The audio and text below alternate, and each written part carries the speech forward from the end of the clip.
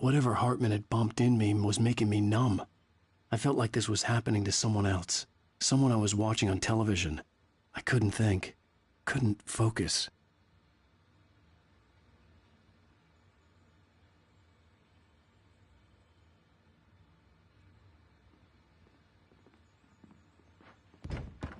The door was locked. I was a prisoner here. Good evening, Alan. Are we feeling better now? Feeling calm? Yeah. I see you brought your pet gorilla with you. So sure, I'm calm. I get the message. Loud and clear. Quite right. That's the spirit. You're being very brave, Alan. I understand you're confused. I would be more concerned if you weren't suspicious of me. I don't blame you for it. Big of you. Now, why don't you come with me? We'll reacquaint you with my clinic and go over everything you might have forgotten. Little walk and some fresh air? Yes, it will do you good. This corridor is for patients. Most of them aren't here right now. Jack took them out for a fishing trip, except for the ones who are particularly vulnerable, of course.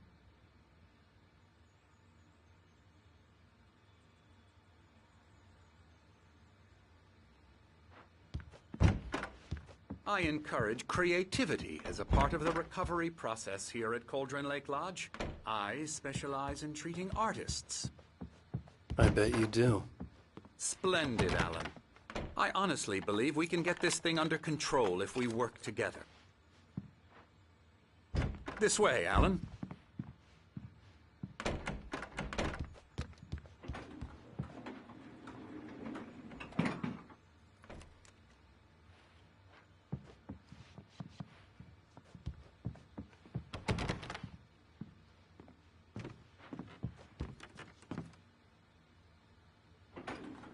Now, Alan, from past experience with you, I know I need to get right into the heart of the matter as quickly as I can after an episode. So I'm just going to say this. Alice is dead. No. You're in a very vulnerable state until you understand and accept this. Alice drowned, and you couldn't face that. You're suffering from hallucinations, paranoid delusions, unusual thinking, an obsession about light and darkness, a feeling that everything revolves around you, your thoughts and dreams. Your mind has constructed an elaborate fantasy scenario in which your writings are affecting reality. She has been kidnapped and supernatural forces of darkness are trying to stop you. We go this way, Alan. I wasn't ready for another shot, so I went along with it. He had to be lying. But under the influence of the drug he had given me, I had to fight not to believe his words. It's all in your head. You've been making it up. Apart from the tragic accident with your wife, no one has been killed. Your delusions are just a manifestation of your subconscious mind trying to protect you from the too painful truth. Unless we fight the fantasy, it will return.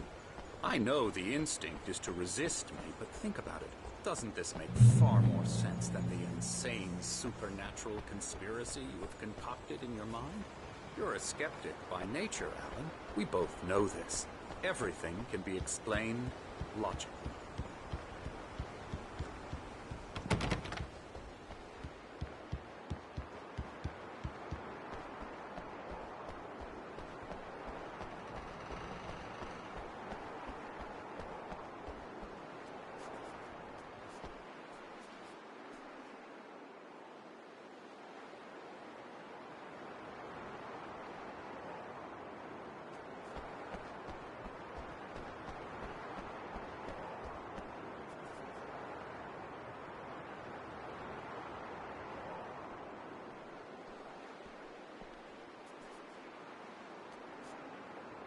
I never get tired of this view.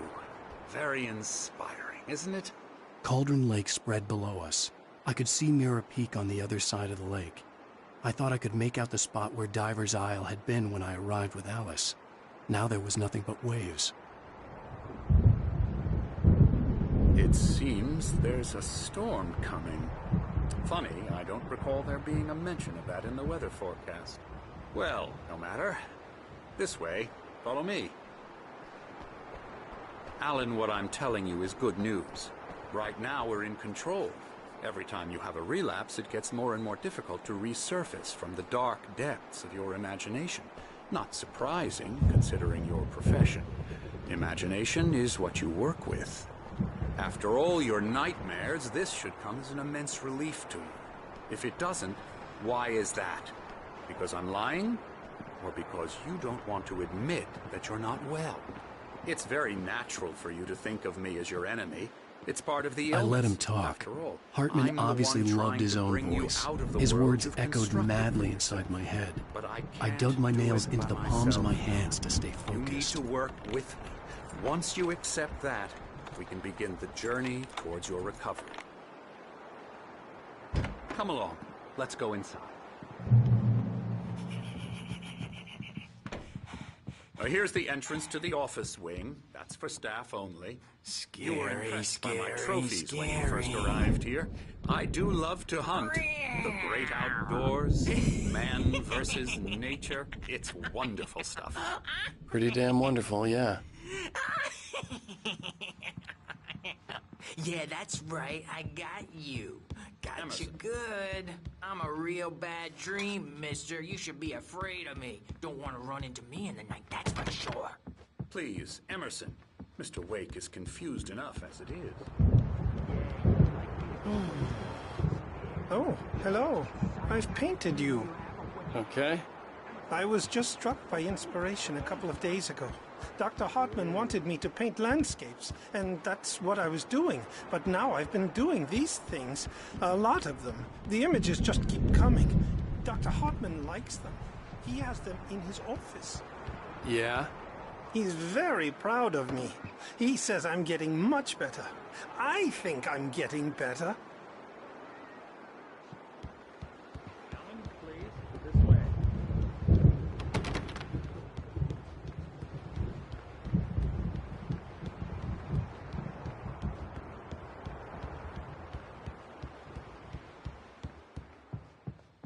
Now, you might have noticed the typewriter in your room.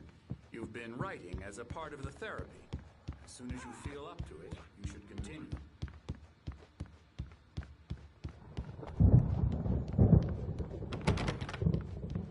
Hartman had mentioned that the power had been acting up. Maybe that was the reason for the generator and the work light on the balcony. The generator hadn't been activated, and there was no key.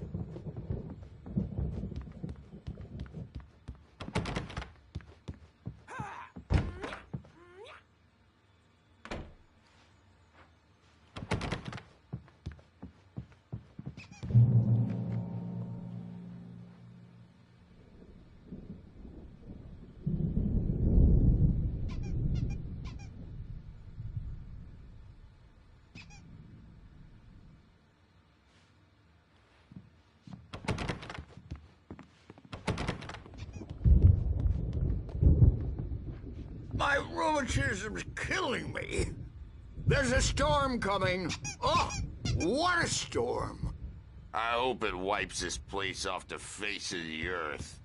And these two are the Anderson brothers, Odin and Thor. They had how should I put this?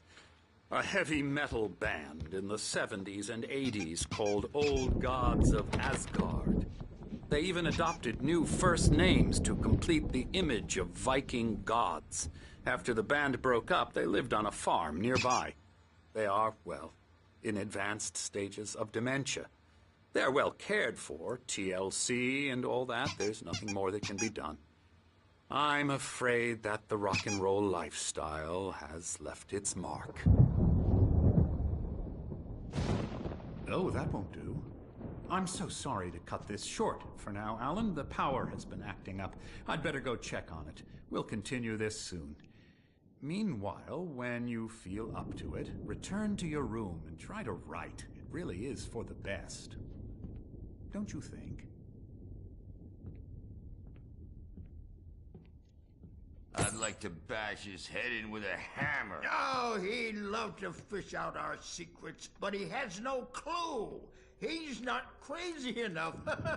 Not crazy like us, Sonny. Yeah!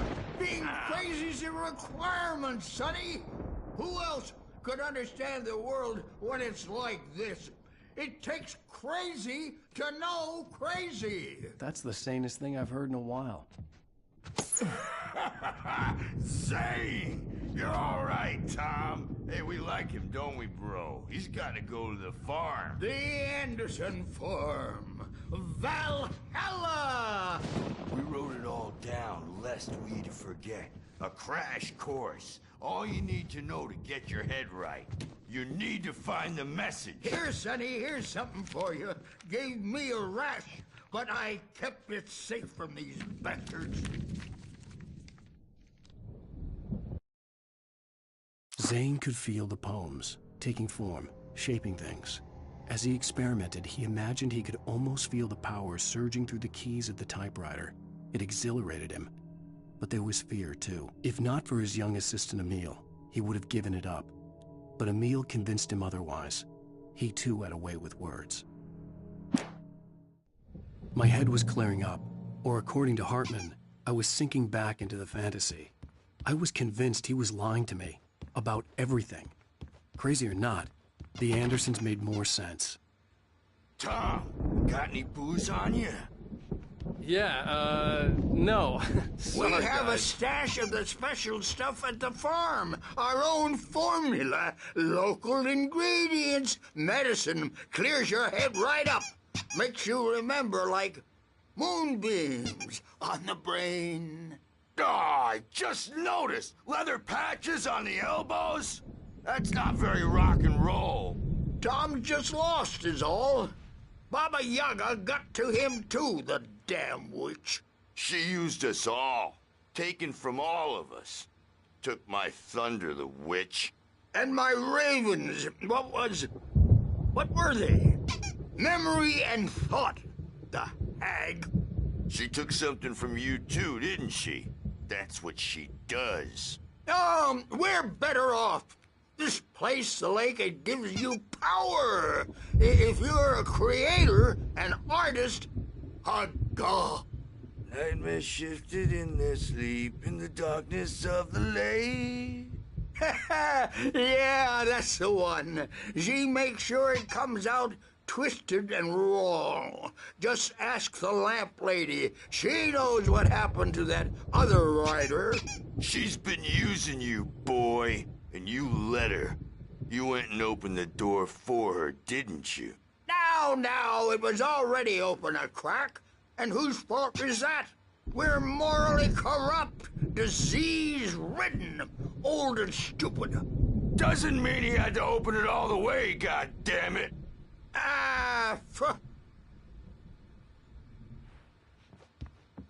So tired.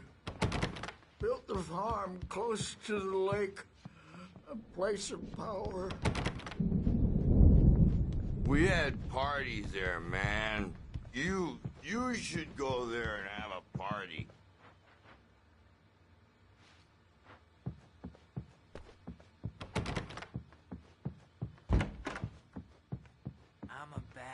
dream and you can't wake up.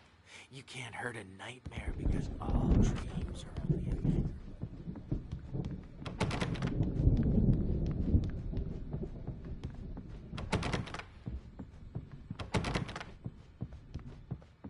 Hey, Wake, why don't you humor Dr. Hartman and give the writing a shot, huh? Typewriter's in your room. You can get to your room by those stairs, Wake. The doors were locked. Hartman and the nurses would have keys, but there was no way to get my hands on them. Came back from marketing that mullet time is the hook we needed to go big in the target network.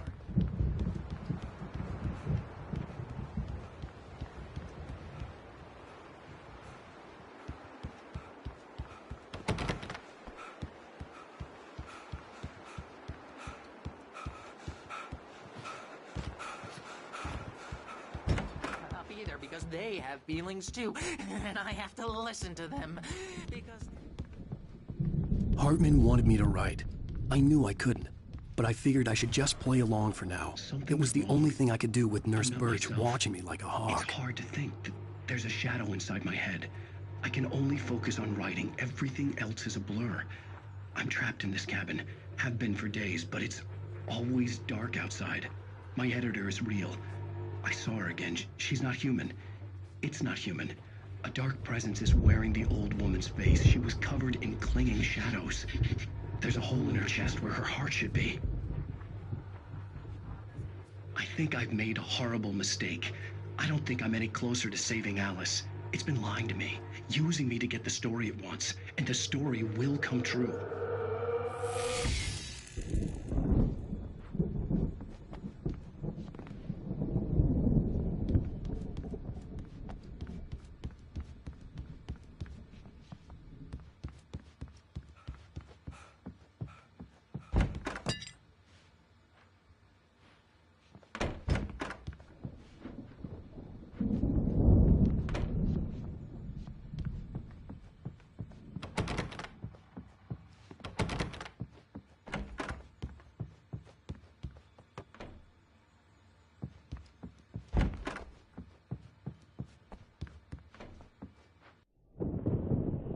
The white glare of the blank page in front of me hurt my eyes. My hands began to shake uncontrollably. Everybody calm down. Put that down. Bert, I need help. Hey, Wake, you stay here. I'm gonna go see what's up. You just keep doing what you're doing. Be cool, okay?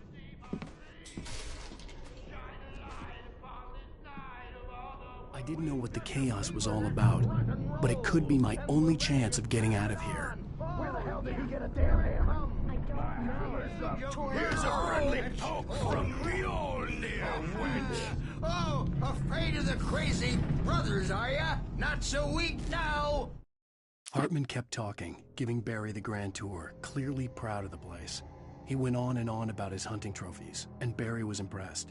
But he was here on business. He raised his voice, cut through the monologue. Hey, Hartman, where's Al? Hartman stopped in mid-sentence, annoyed at the interruption. He nodded at the hulking orderly standing nearby. The man smiled and clapped a practiced hand on Barry's shoulder. Are we? Well, things are unraveling fast, aren't Sinclair they? looked bad. That wasn't a love tap. The crazy old fart hit her hard. And if she was one of Hartman's goons, she had it coming. I could get the key to the office from Sinclair. The backstage is all I had to get to yours, Hartman's Tom. office. He had Seize taken your all my destiny. manuscript pages. That's where he'd been keeping them. Come out and face the music, Birch.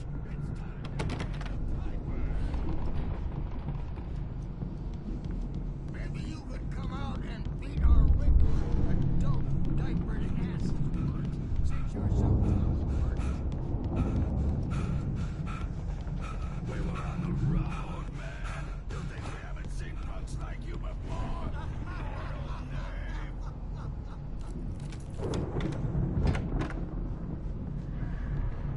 The markings on the tape said they were recordings Hartman had made at the sessions with his patients. I saw Alice's name on one of them. For a moment, I couldn't breathe right. Hartman wasn't happy. Mott could see it in his eyes. He quickly lowered his own. He had made a mess of it, and he knew it. The shame of failure was hard to bear. He hadn't expected Wake to say he needed more time, and he blurted out 2 days, less than Wake had asked for, to show him who was in charge. But that wasn't part of Hartman's plan. Now, Mrs. Wake, can you tell me about Alan's problems? He's more and more out of control all the time. The parties, he's so angry all the time. He's getting violent. Do you mean with you? No, not with me. No, never. Sometimes I almost wish Alan would take a swing at me, because at least that'd lead to a conversation he couldn't just march out of. But no. Alan doesn't really sleep. And the work, well, he's not writing at all. He sits there for hours and just gets more and more frustrated. And I can't talk to him. Yes. Tell me, Mrs. Wake.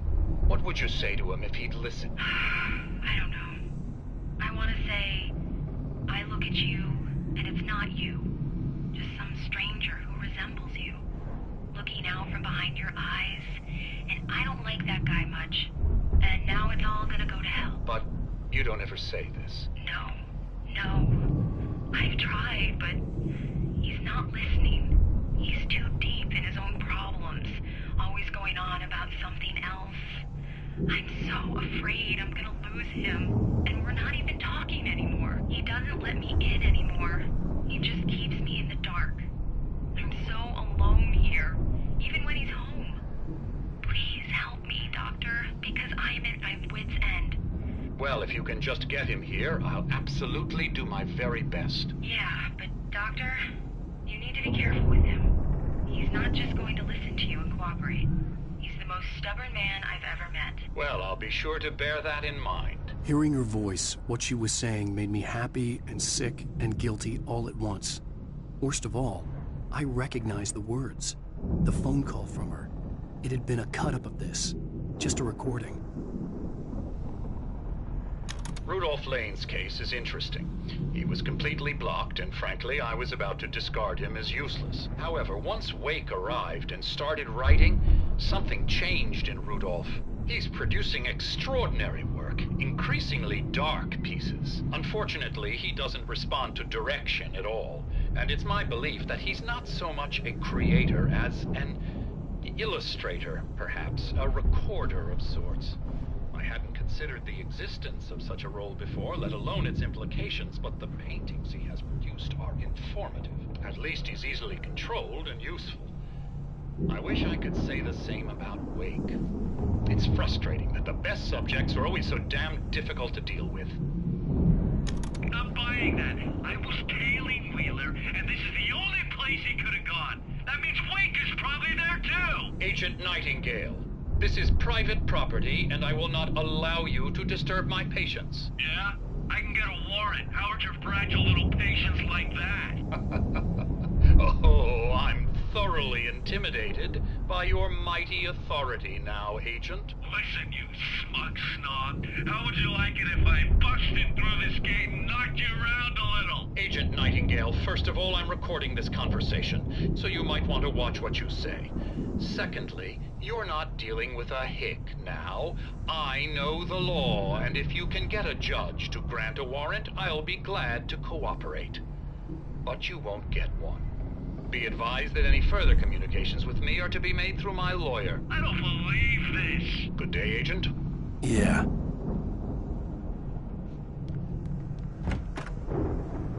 Let me out of here!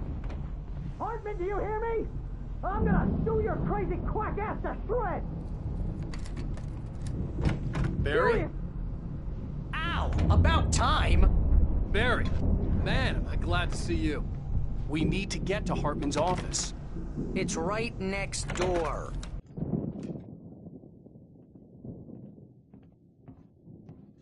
These were all the pages I had on me. And more.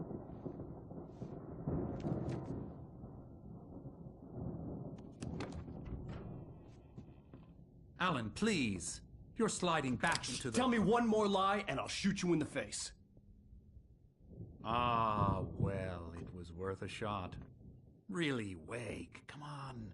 Let's work together on this. You have no idea. Hartman, shut up! Barry, get out of here. I'll catch up with you. Get a car.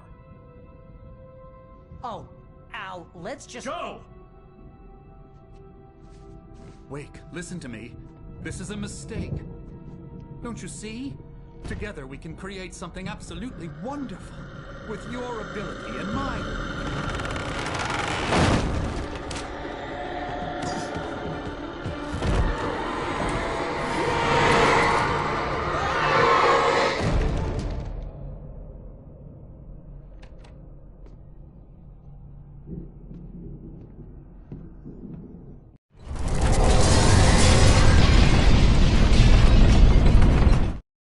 Hartman followed the fall of Alan Wake with his binoculars. When the rider hit the water, he ordered Jack to take the boat to him. The spot was easy to see in the dark, even with all the extra lights in the boat. The flare floated and kept burning even in the water. Jack turned the radio louder as the engine sputtered. The music was rough and clanking, something the Anderson brothers would no doubt have enjoyed. But Hartman chose to ignore it. Wake was finally within his reach.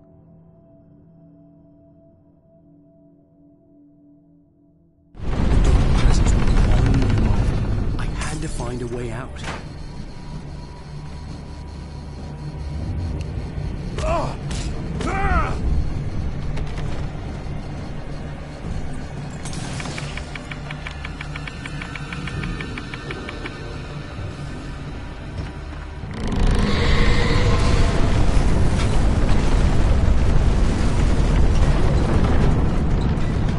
I needed light to get the possessed bookshelves out of my way.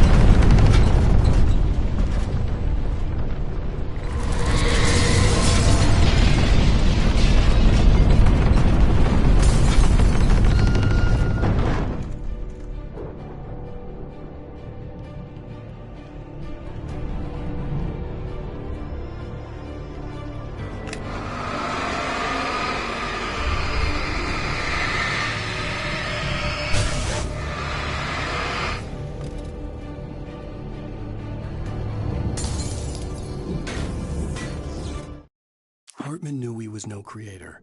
He had no ambitions on that front, and he certainly didn't want to end up like every artist he had worked with here, damaged in ways that were hard to describe, or worse. It was enough for Hartman to maintain creative control and provide direction, to be a producer. That was what most of these people were in need of anyway. Of course, suitable subjects were few and far in between.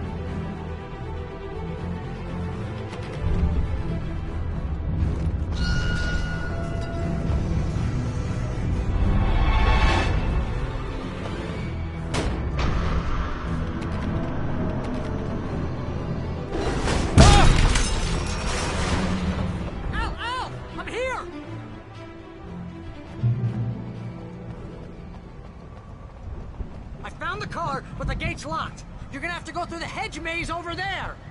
Barry, I don't have a light. Take this, Al! Oh, God! Look at the house, Al!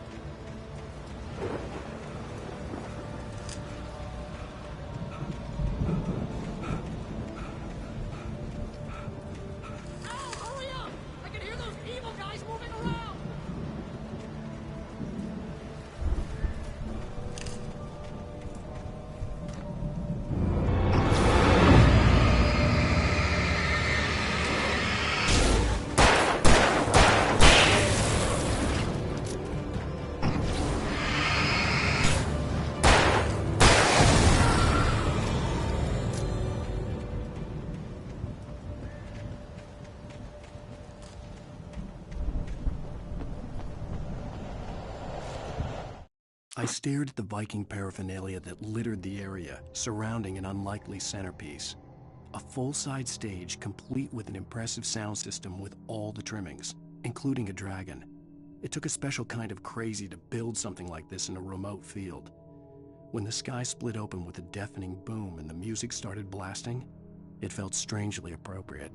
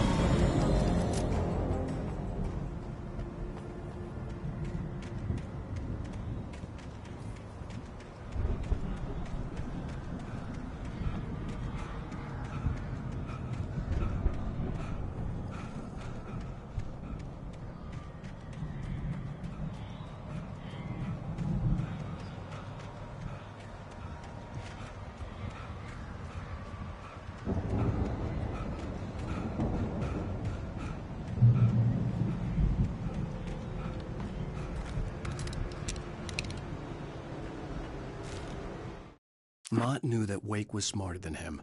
Wake had more money, a beautiful wife, everything. And Hartman said Wake was important.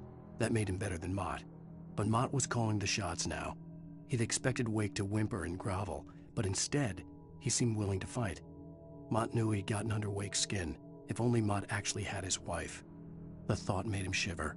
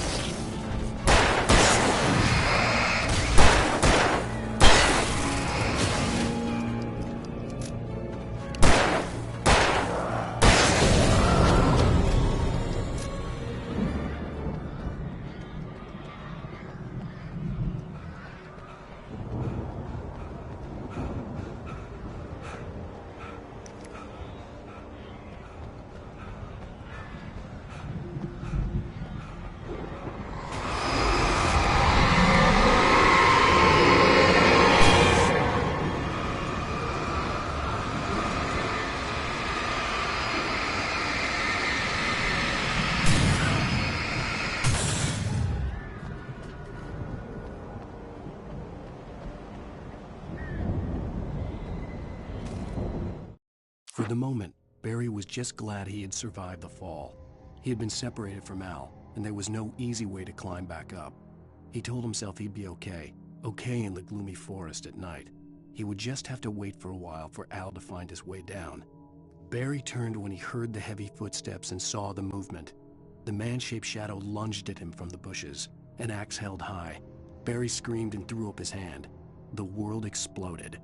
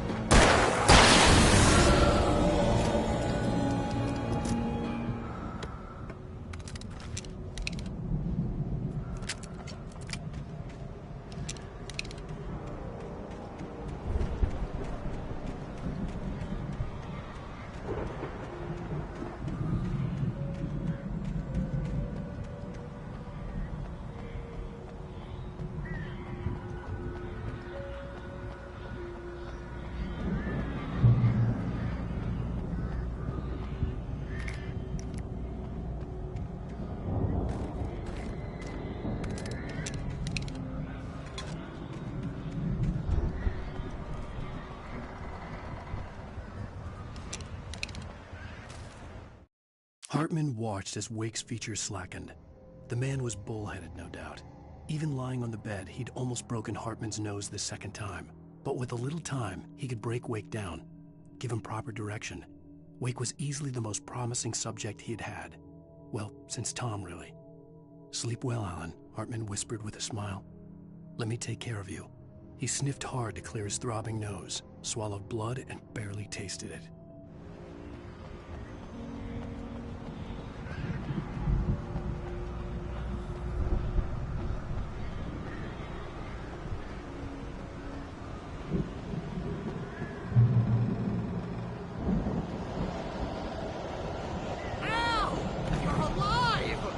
Let's get out of here. Can you open this gate? Maybe. Barry. Well, I slammed it shut when the nasty showed up, and the key fits kind of loose in the lock, so, Barry! I'll find it! Don't worry about it!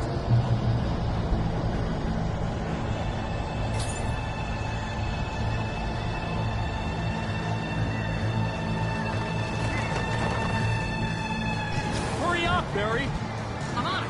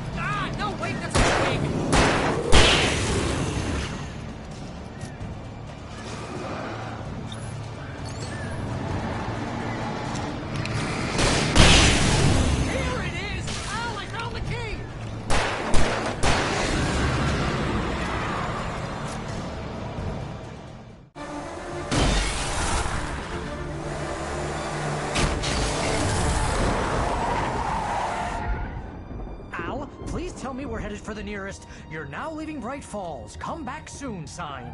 We're going to the Anderson farm. I knew you were gonna say something like that. You know what? You owe me big time for this. When this is through, if we make it, I don't care what anybody says, I'm done with darkness. You're gonna buy me a tanning bed as a gift, and I'm gonna live in it.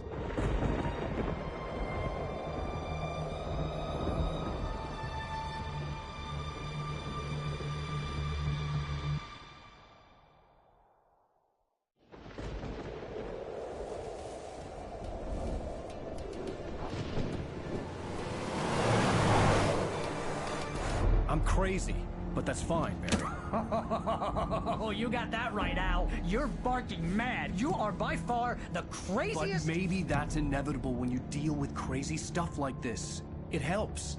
This is happening, Barry. Alice, they never had Alice. She's trapped in the darkness at the bottom of the lake, but she's not dead. Al, how can you know that? I know, Barry. I can... Al, No, listen. I can bring her back. I can find her.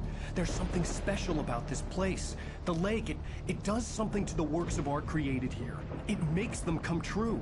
But there's a catch. The dark presence, whatever that thing is, twists it to its own ends. That's why all of this is happening. It's using my manuscript to take over everything. Al, I believe you. It happened to Thomas Zane before, it happened to the Andersons. I believe you. Crazy or not, you're not delusional. Weird shit's going down. That's a fact. I'm on board, man. I'm with you. The Andersons knew about it, but they were too far gone to tell me with all the drugs they were on. But they wrote it down. There's a message somewhere at their farm, Barry. We just need to find it. Look out!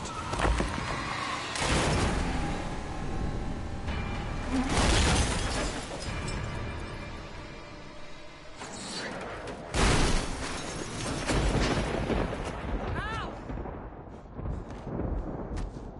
God damn it, Al, talk to me!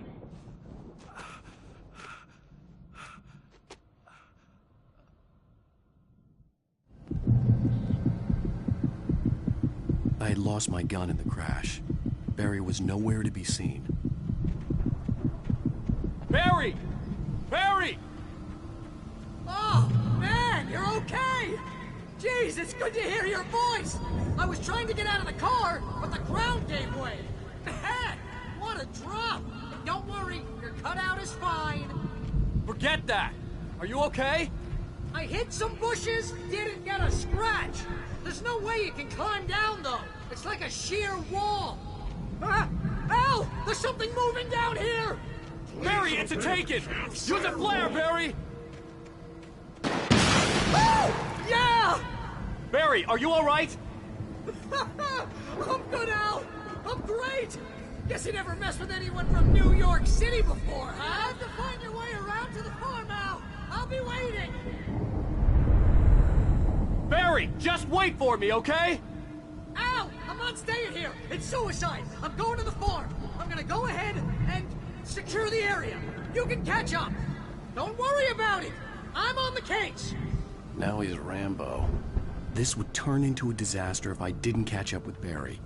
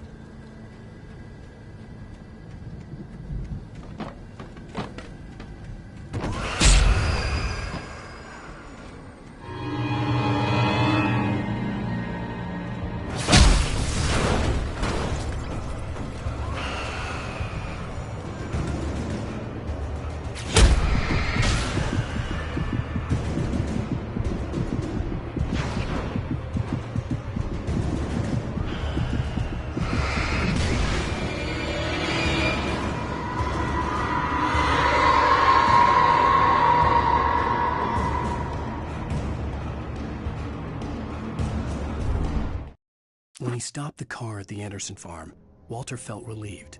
Oblivion was close at hand. The brothers wouldn't miss a jar of moonshine or two in the booby hatch.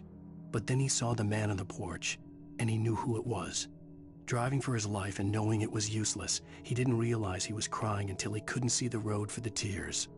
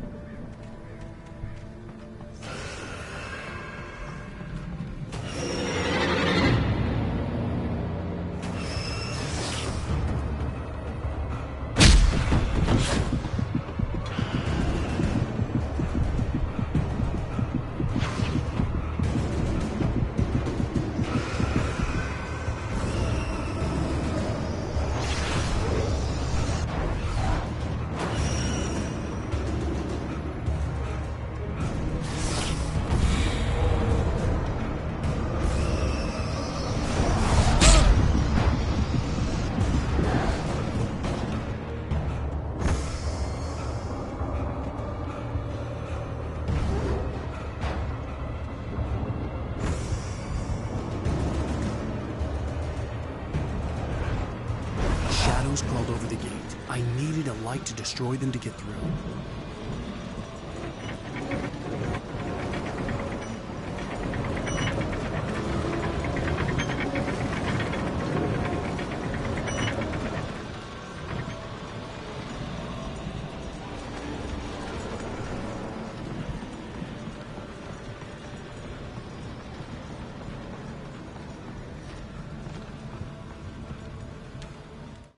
Agent Nightingale stared at the passed-out rider. The man was sleeping off one hell of a night. Nightingale felt a stab of envy at Wake's oblivion, but he had a job to do. He put the gun to Wake's head and almost became a murderer. His hand shook and his throat felt tight and dry. Biting his teeth, he tried again to pull the trigger. He lost the nerve. Wake stirred. Nightingale would have to settle for an arrest. I hoped there'd still be a working generator somewhere around here to power up the old lights by the gate.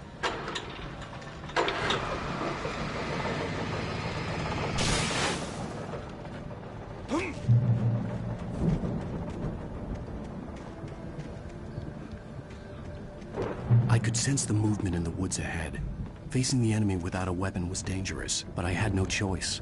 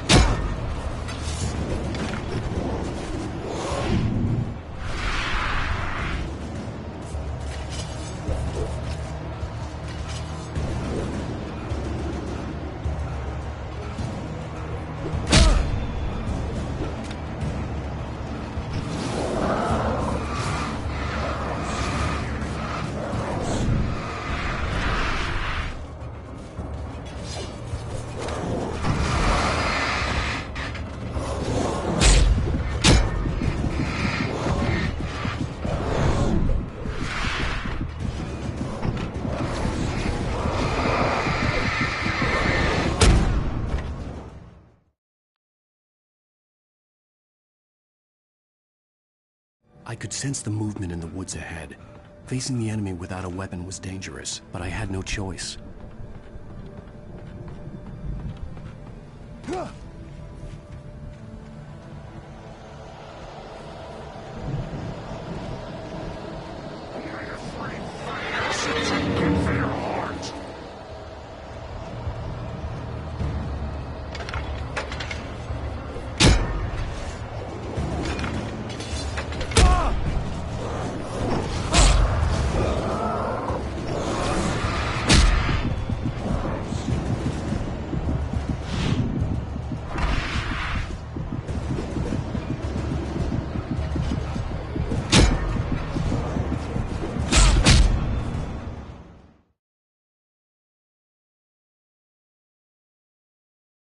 I could sense the movement in the woods ahead. Facing the enemy without a weapon was dangerous, but I had no choice.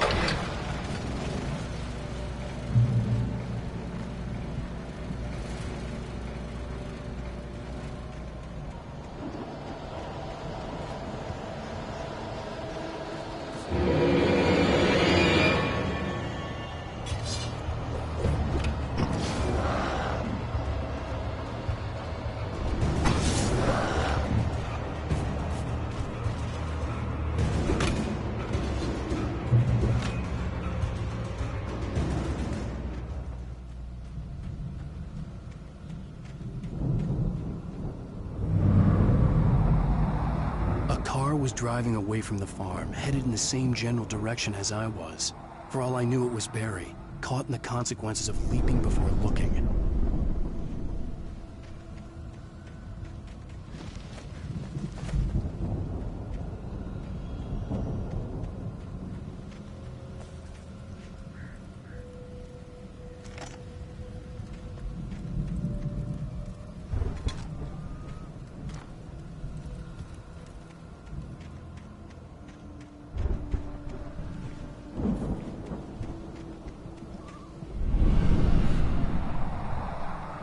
The car was heading for the cabin up ahead.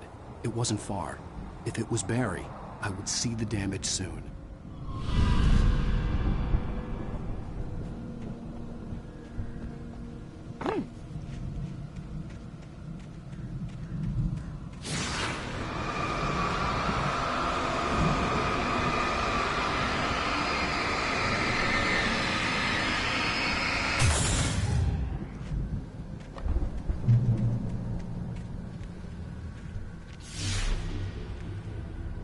I'm trying to deliver each page to the right time and place.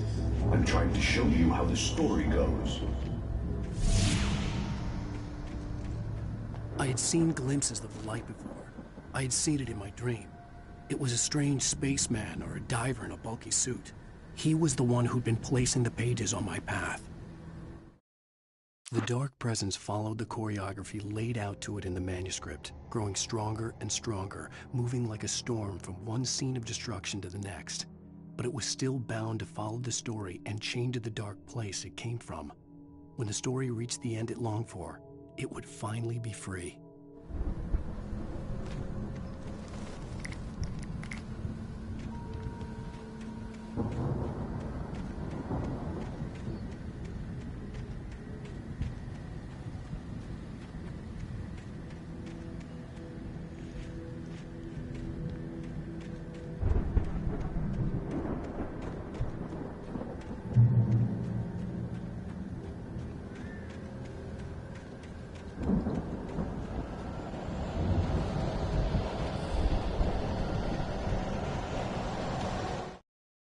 The storm raged on as the Anderson brothers walked unsteadily away from the clinic with the other patients in tow, knowing that this time they wouldn't return.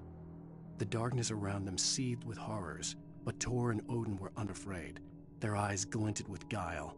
They knew every secret path, and there was blood on their hands. They had fought these shades before.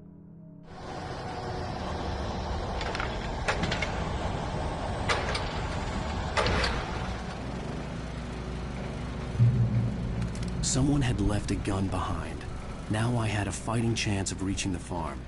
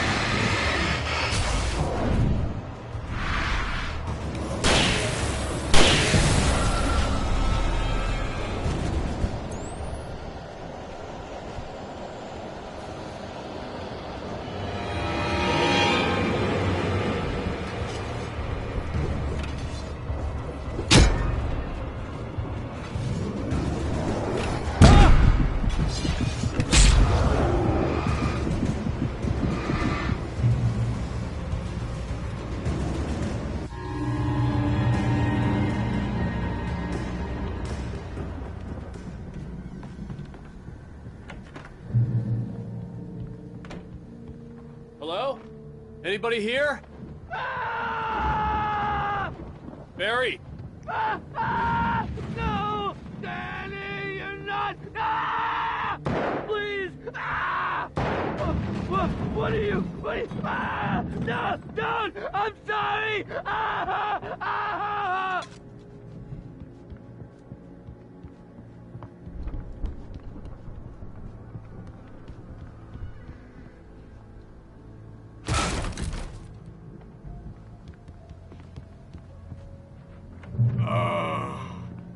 I know you. You were in jail the other day. I went to the farm again for the moonshine, you know? It makes you see. They're not gonna miss it. They're in the loony bin. But my buddy, Danny, I lost him. Something's gone wrong with him. It's not him. Like a real bad follow-up to a real good movie. The best friend's suddenly the bad guy. Who wrote this crap anyway?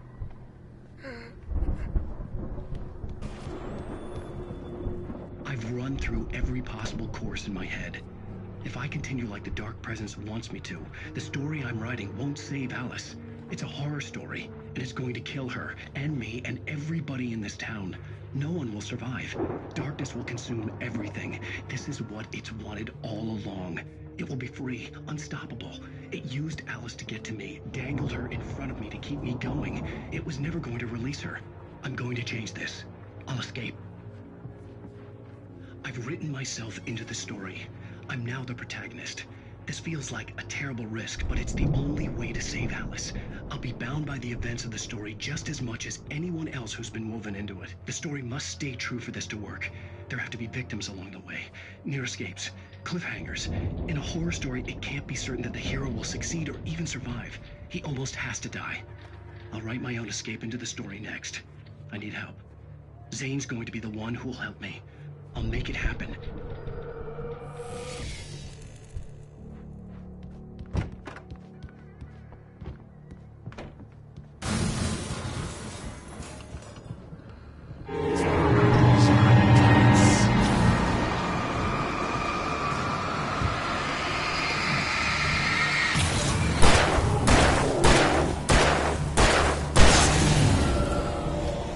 Let me guess.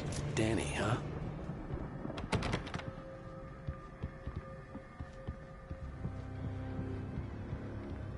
The front door was locked. The farm was still a good distance away. I'd need a car to get there fast.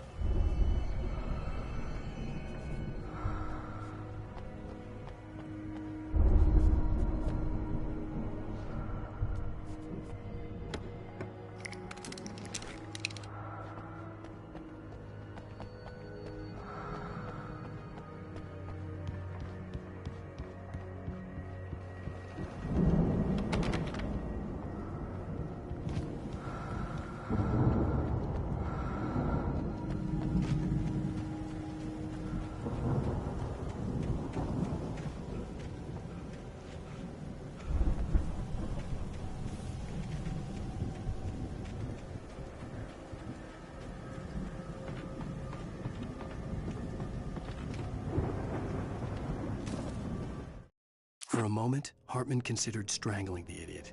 Mott was mean-spirited, but easily manipulated, an emotional infant who lived for his approval. Wake, by contrast, was a far more difficult subject. Mott had given him too much leash. In 2 days, who knew what could happen? Hartman would have to find a way to rein him in, and quickly.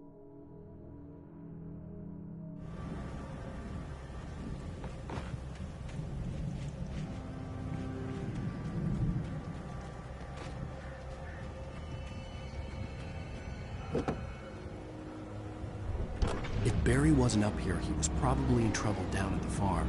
For a moment, I felt bad for doubting him. After all, I'd made it this far myself. But Barry was Barry.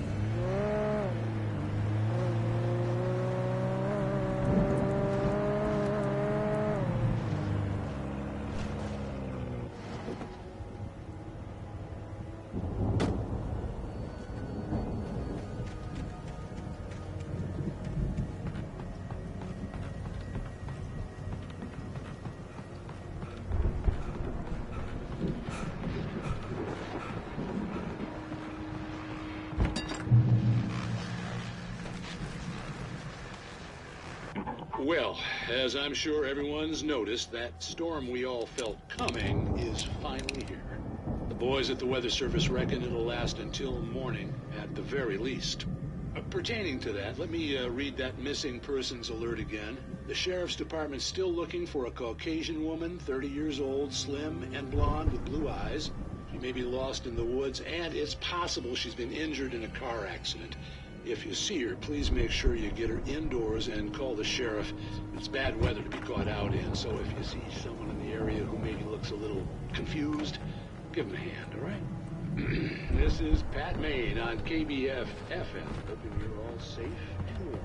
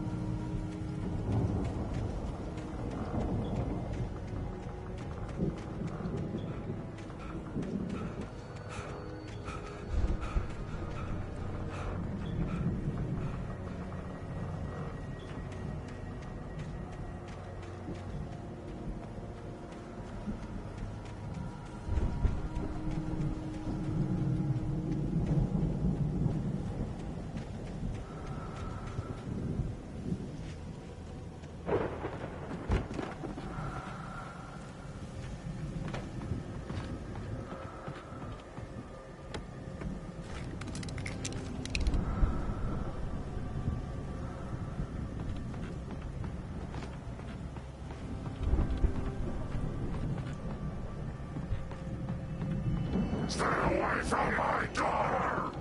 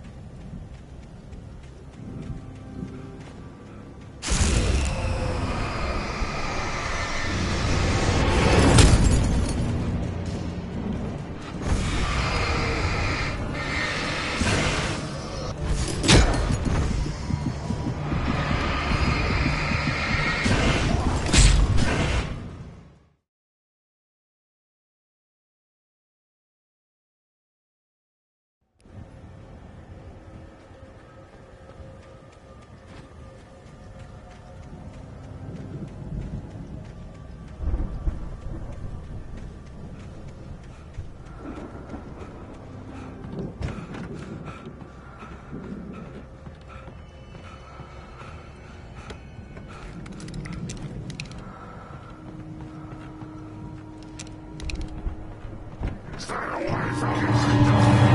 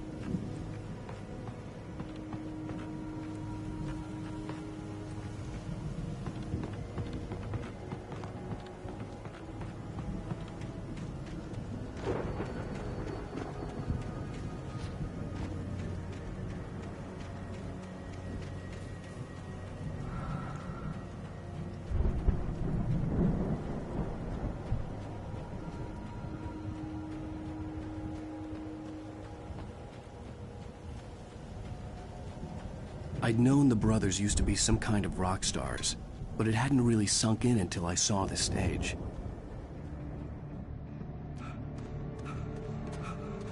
Ow!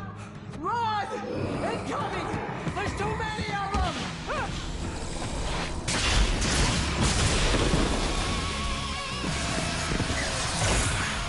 God damn!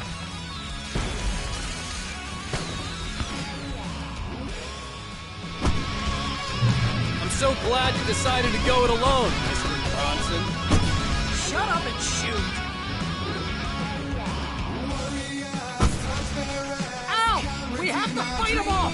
I can set off more of the fireworks from here and help you out!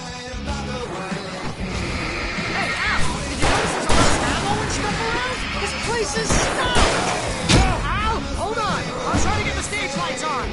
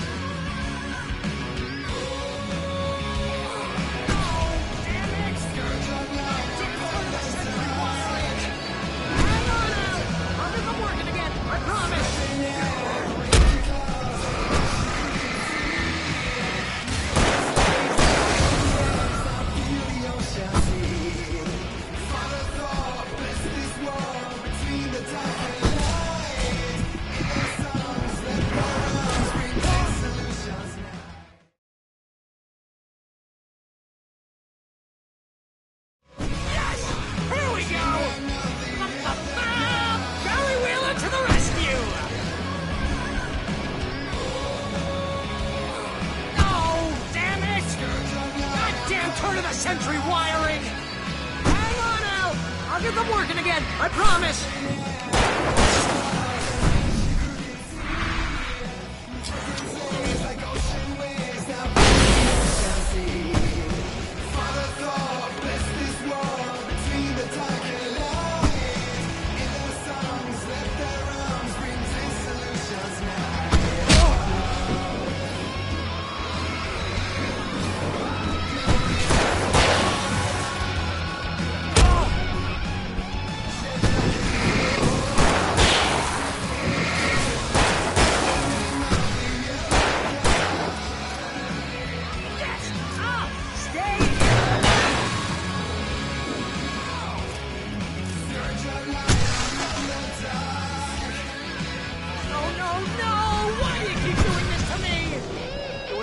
Please, please, please!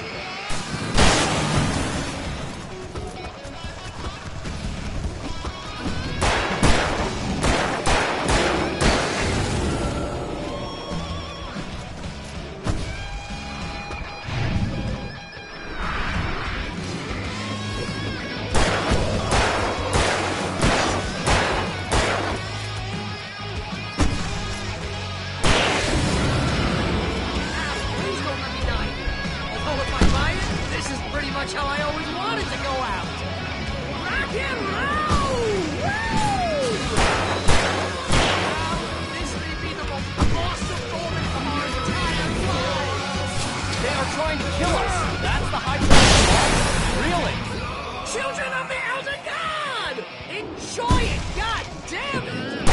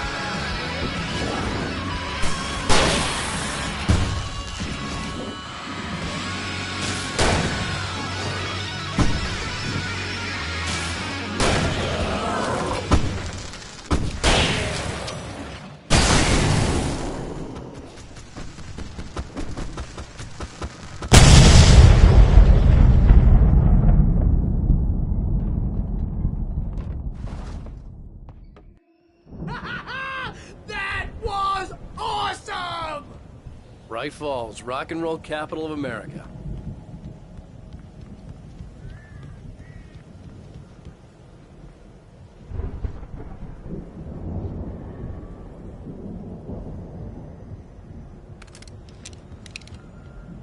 Hey, Al! This way to the farm!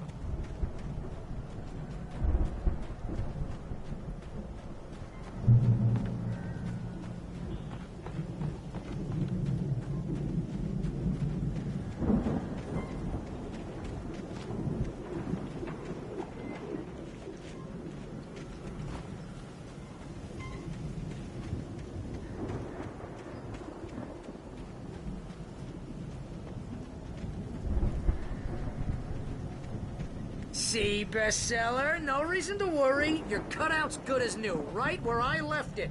I'll come back for it once we have the place secured.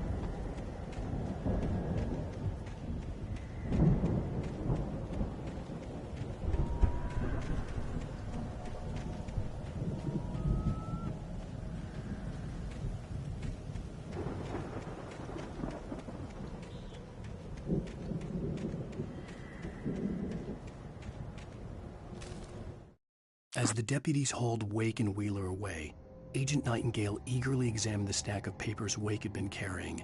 It was incomplete, a collection of random pages, but there was enough. He saw his own name in there, among others. His hand shook with emotion. Finally, it was proof. He had been right all along.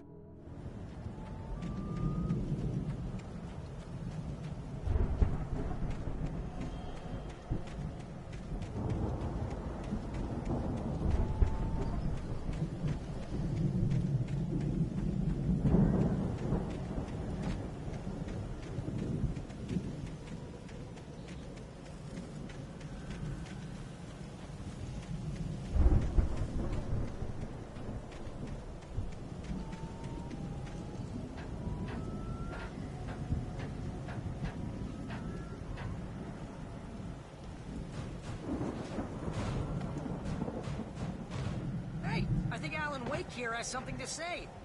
What's that, Al? I'm Alan Wake. I'm always right about everything. And if I don't get my way, I'll sulk all day long.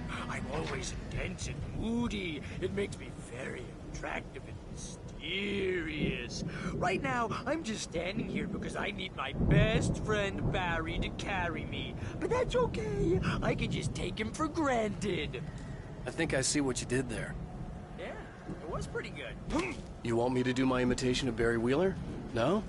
Thought so.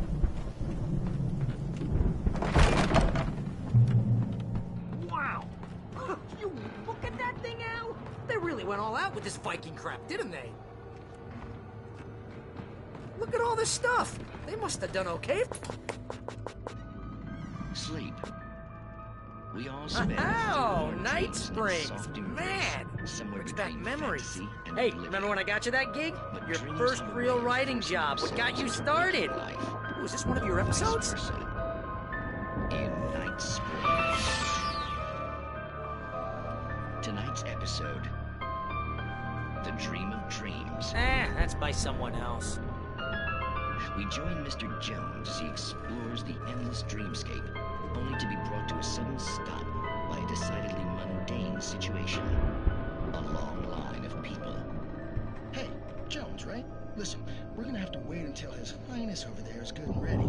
Oh, wow. Who's that? You don't know him? What are you, new? He's the guy dreaming us. Well, not just us. He dreams everything. All of this. But wait, no. I'm the one who's dreaming. I'm asleep. Isn't this my dream? Oh, yeah. Sure. Get real, pal. You're just another dream. I'm a dream. You're a dream.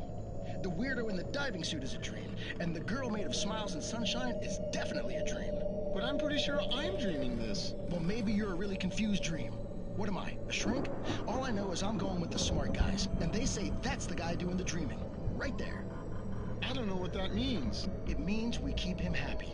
No sudden falls. We make sure he has his clothes on when he goes out in public. No chases where the monster is nipping at his heels and he runs like crazy, but his legs don't seem to get him anywhere. None of that. Because if he wakes up in a cold sweat... Yeah, precisely. So we wait till he wants to move on. Keep things nice and calm. Hey, something's happening here. Yeah? What's that? What? Can't you hear that? Oh, God help us, it's an alarm clock. Oh, it's you, isn't it? Please, man, I got a wife and kids. Please don't wait.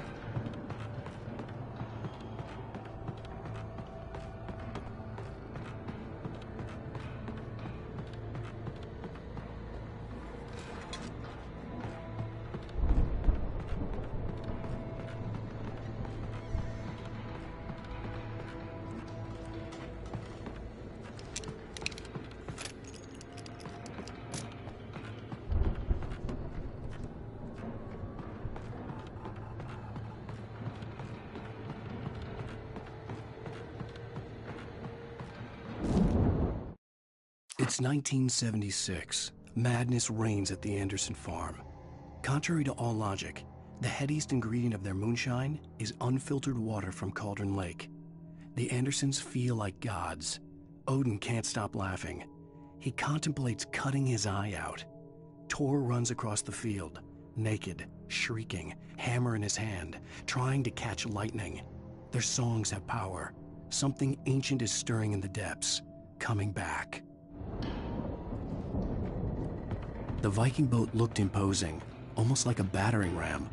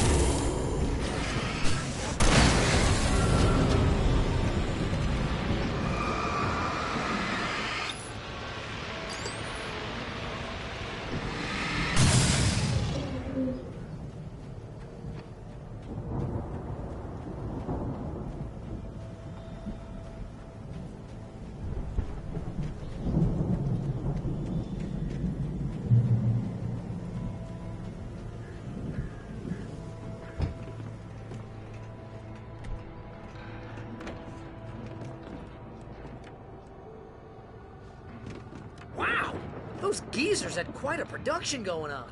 Ooh, you know what, Al? If we make it through this alive, I'm gonna start representing them. Yep, sell this stuff online, maybe get a reality show going, release a new single. Good luck with that, pal. Hey, you find us a way out of here, okay?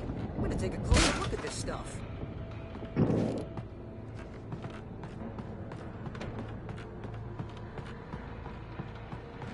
Be careful, Al!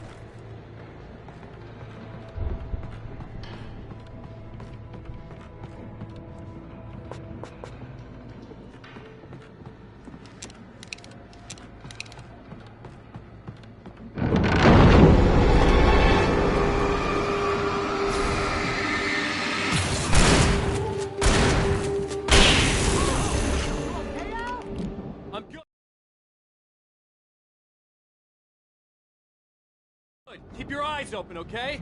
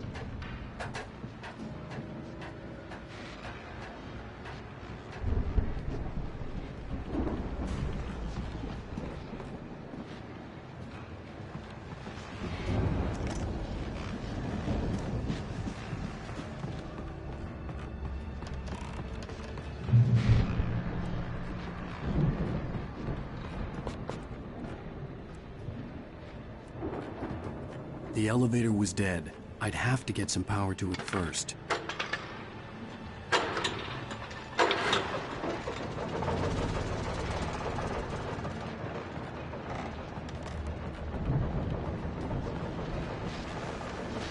As you regular listeners know, I tend to work through the night, but I'm not the only one.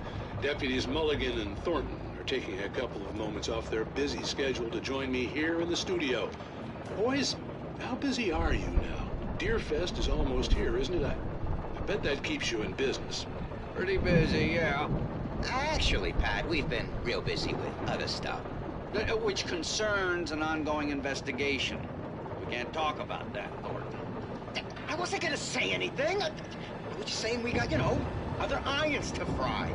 And how would you compare your workload to last year's? Things have seemed relatively peaceful to me, but people do tend to get a little wild this time of year. Oh, it's wild, Pat. It's pretty wild. There's been all sorts of trouble this year. Vandalism, fighting, public disturbances.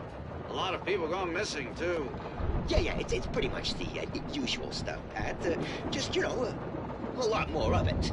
Now, is it just me, or does Deerfest get wilder every year? People seem to be more drunk, at least, or they start earlier and younger. Oh, it's definitely not just you, Pat, but... Definitely, Pat. Hey, I'm talking here, Thornton. Oh, shoot, I lost my train of thought. Not just me. Oh, yeah, it's wilder, Pat, but actually most of the trouble seems to be coming from grown men. People who ought to know better, you know? Kids are doing fine this year. Well, that's nice to hear at least. Boys, I want to thank you for stopping by. I'll let you get back to your patrol. Sure thing, Pat. Yeah, sure thing, Pat.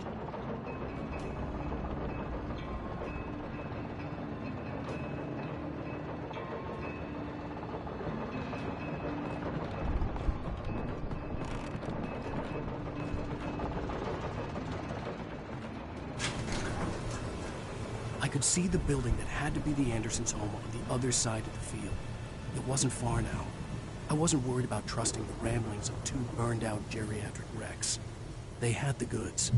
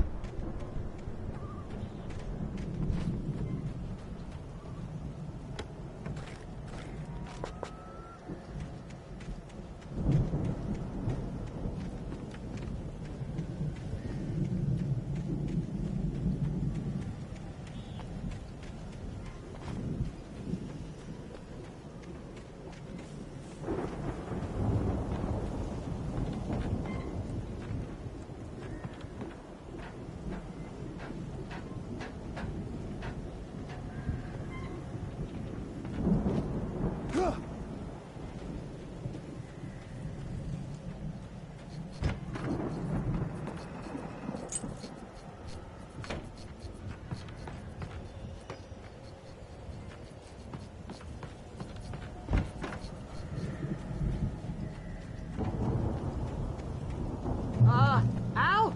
Is that you out there, buddy? Yeah, it's me. Hey, let's go, man.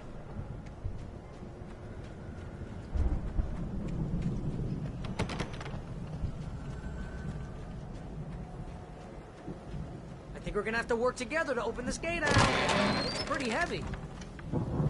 Hey, I think that's the farm on the other side of the field. We're almost there. This farm is a crazy place for crazy people. We should feel right at home then.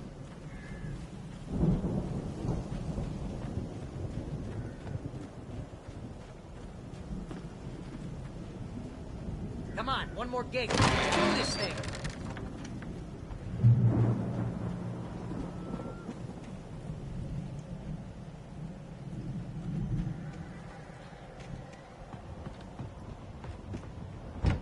The lights are out. I guess we better check the fuse box.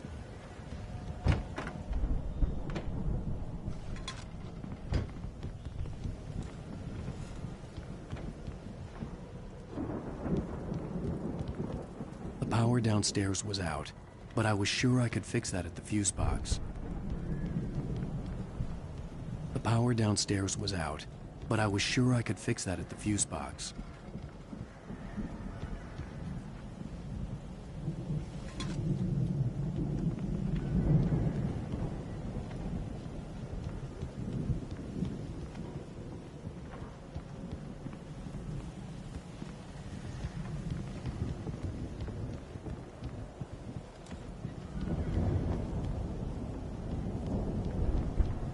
This place looks kind of lived in. I thought the Andersons were in the booby hatch.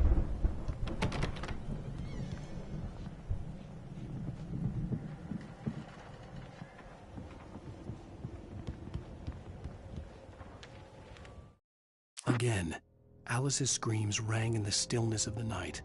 I saw myself run toward the cabin, flashlight in my hand. I followed my past self. I was an out-of-body observer, a time traveler in a crazy drunken dream. This was the beginning. The night Alice had disappeared. The mystery of what had happened during the missing week was about to reveal itself. Come on, Al, let's get the lights on, huh?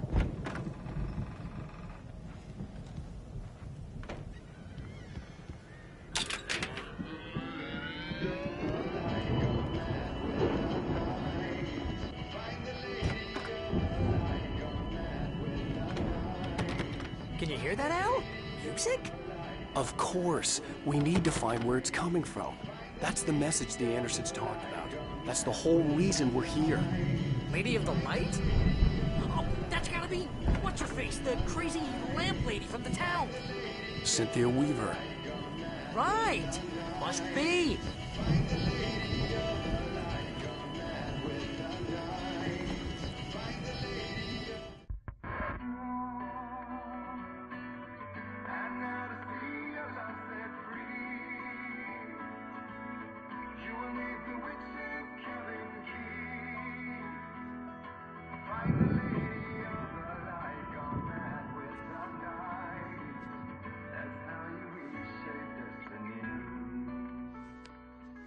Okay. We need to find Cynthia Weaver. We'll stay here for the night and head back to town as soon as it gets light. Hey, Al. Lots of hours before dawn. Might as well get some rest. And by rest, I mean drunk. Come on, Barry. This is... Yeah, what the hell?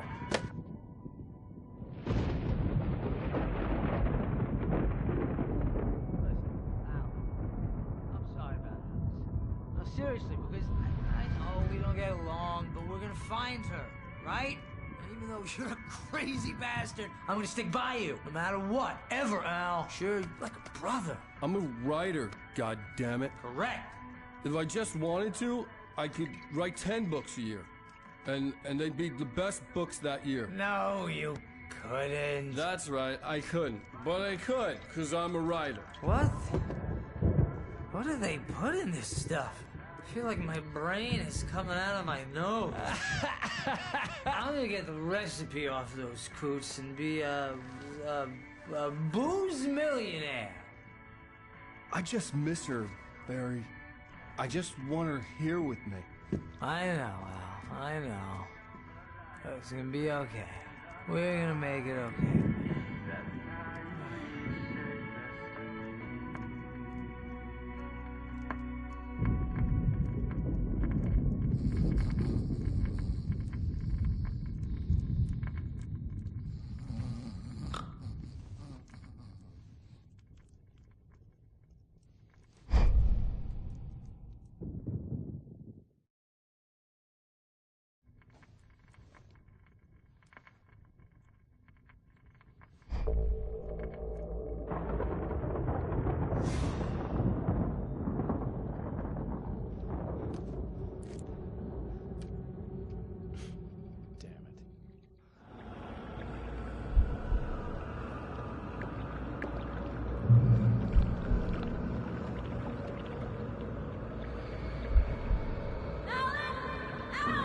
Whatever power had brought me back to this night at the lake was also stopping me from leaving. I had no choice but to see it through, to find out what had happened. It was a crazy drunken dream, and yet it was more than that. It was the truth, a suppressed memory unearthed by the Andersons' moonshine. I was there, an out-of-body observer, This was the night Alice and I had arrived at Bright Falls, the night Alice had disappeared. I had a chance to find out what had happened. I remembered being surprised to see the cabin dark. Alice would have never turned the lights off.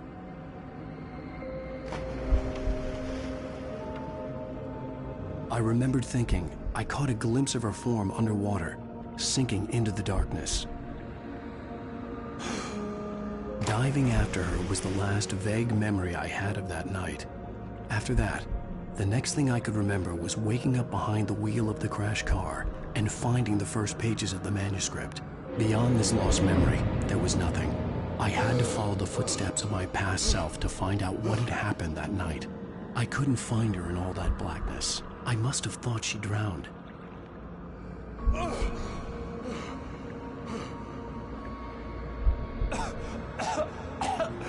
Alice! Jagger had Alice, and so she had me. Alice!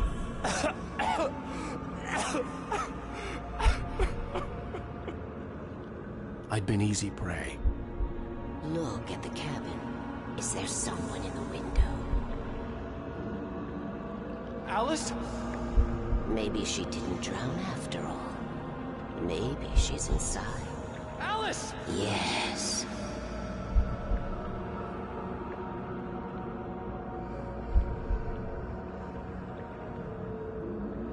The dark presence had touched me. She had dug her nails into my brain and used me, made me her puppet.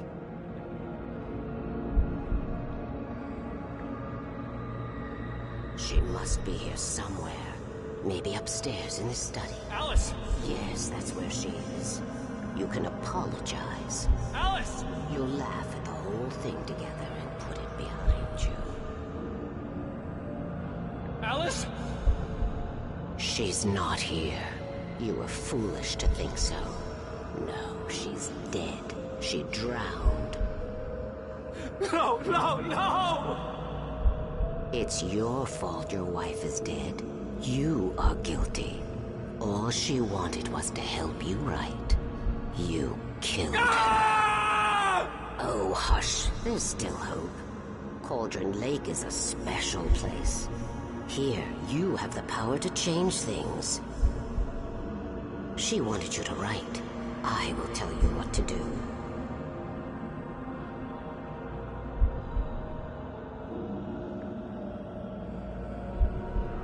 You can write her back. The story will come true, and all will be well again. She had Alice, and the manuscript was the ransom for her.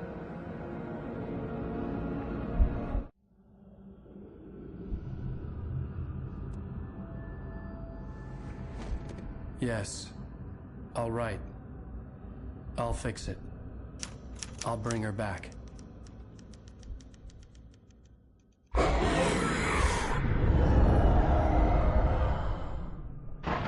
No.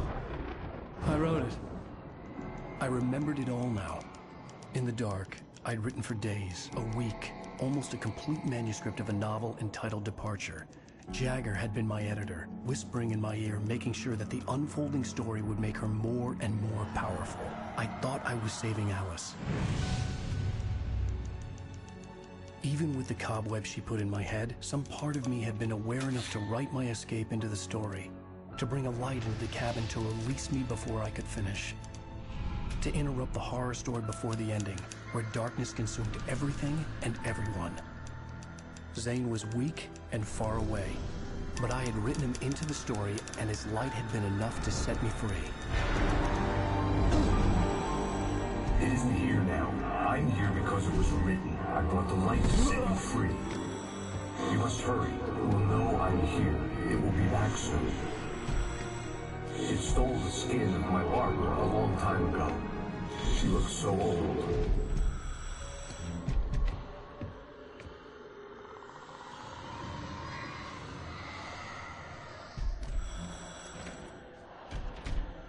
I had woken up, confused and groggy, my mind consumed by darkness and fear. All I could do was to escape.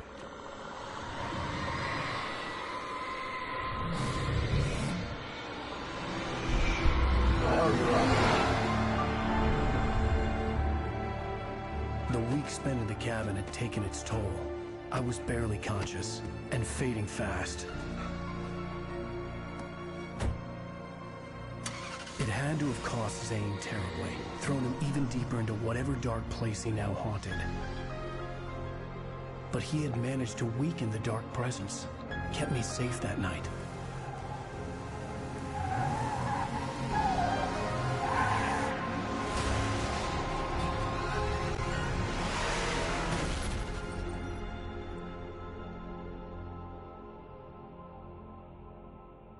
I wrote it. It's my fault. That's right, James Joyce. It's your fault, and you're gonna pay for it.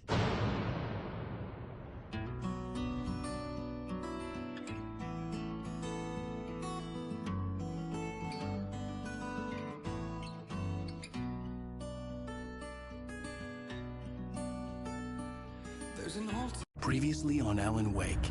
Under the influence of the dark presence, I wrote a horror story that is coming true. Jagger had been my editor, making sure that the unfolding story would make her more and more powerful. Some part of me had been aware enough to write my escape into the story. Together we can create something absolutely wonderful. The lake, it does something to the works of art created here. It makes them come true. My mom gave me this old light switch. The clicker. Alice is being kept in a dark prison. I need to find Cynthia Weaver to fix this. It's your fault, and you're gonna pay for it. Well, we're expecting a record crowd from the neighboring counties. Naturally, we hope to break the record set by last year's Moose Fest in our neighboring town, Watery. Ladies and gentlemen, some people have asked me, what's the big deal about Deer Fest? And I think that this sums it up. It's about friendship and community. We've got a great party coming up, but let's try to hold it in until tomorrow and get through the night in one piece, all right? I have it. Someone will come for it when the time is right. Thomas said so. He wrote it. The key is insurance. It's my job to keep it safe. Safe in the light. Always in the light. Hello.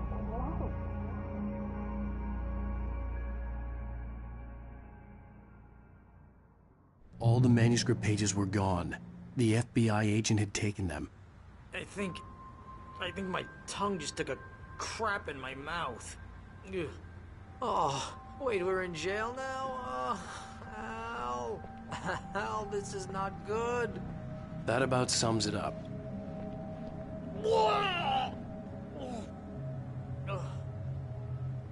Oh, I am never drinking again. I need to talk to Weaver. She's the one in the song. The Lady of the Light. What, the crazy lady? Ugh, whatever you say, Al, but we're stuck here. They're not gonna... even interviewed Wake. I had some reading to do first, Sheriff, and let me tell you, it was an interesting read. Well, I've got you now, Raymond Chandler. It's all here. All the evidence, including conspiracy to murder a federal agent. There's no way you're walking out of here. You hear me in there, Bret Easton Ellis? Huh? Agent Nightingale, I want to talk to your superior. Well, we all want things, Sheriff. I wanted my... Look, that's not possible right now. Agent Nightingale, I insist.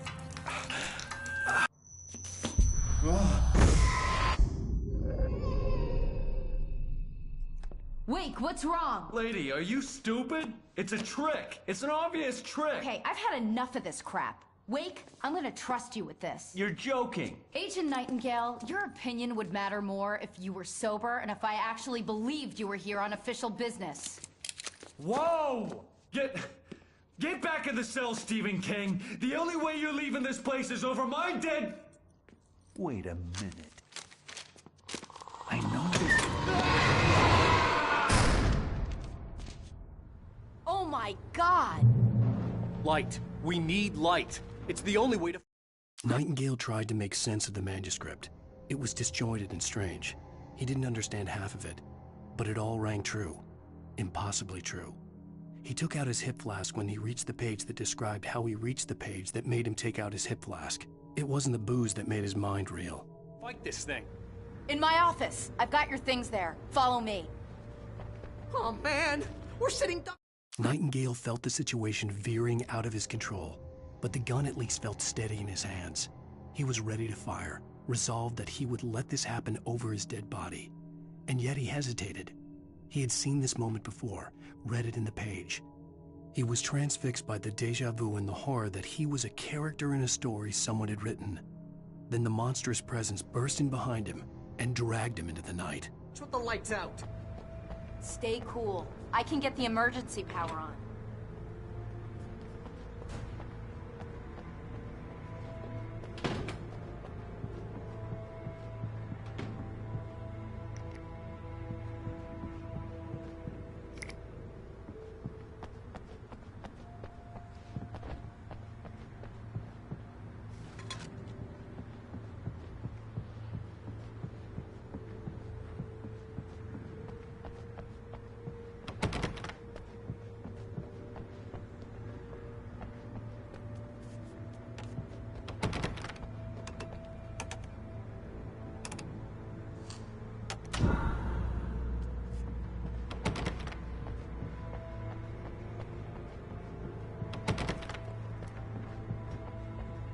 Here are your things. Wake, what do I need to know? What do you need from me?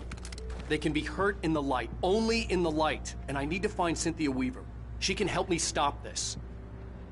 Light. Check. Cynthia. She lives in the old decommissioned power plant. I can get you there pretty quickly in the rescue chopper. Come on, let's get back to your friend. Wheeler, I need you to stay here. What? No. We're going to fetch our ride, but I have friends who need to be warned about this, and I can't be in two places at once. I need your help. Well, okay. Here's a list of people and phone numbers. I need you to call them and tell them you have a message from me. Night Springs, okay? They'll know what to do. Night Springs? Like the TV show? Gotcha. Oh, hey, that radio guy is on the list, Maine. Who's Frank Breaker? He related to you? My dad. Hey, is this like a secret society? Can you do this? You'll be safe here. The backup power's on. These guys need to be alerted, just in case we don't come back. You'll come back for me though, right? As soon as we get the chopper ready. Thanks, Wheeler. I owe you one. Okay, let's go, Wake. Through the back.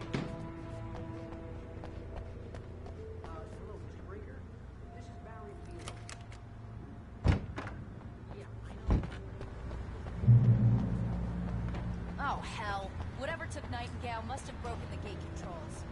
We can't reach the gate's control box from here. We need to get to the other side over the rooftop. I'll go. I'll open the gate for you once I'm across. You stay here in the light and cover me, Sheriff, okay?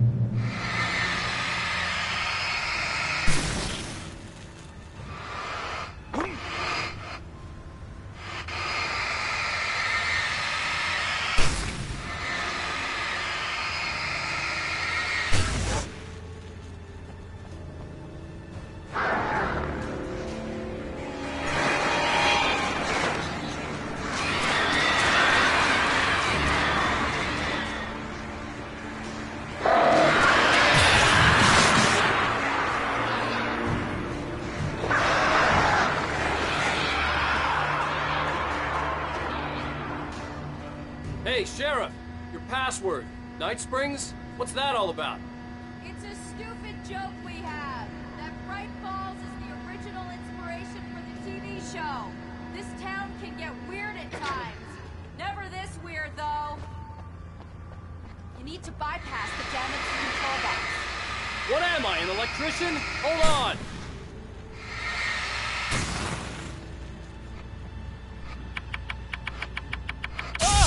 Ow, damn! That's smarts.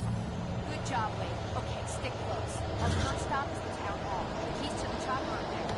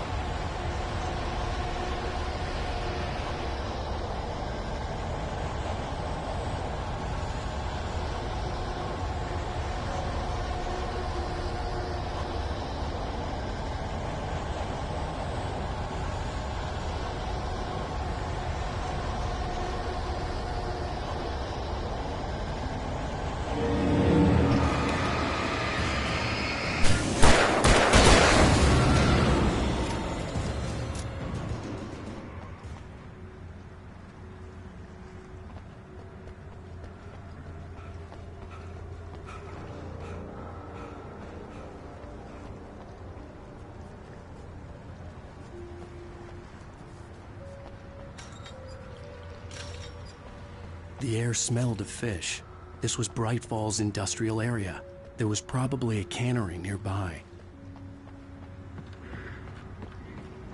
Fishing can be a hobby.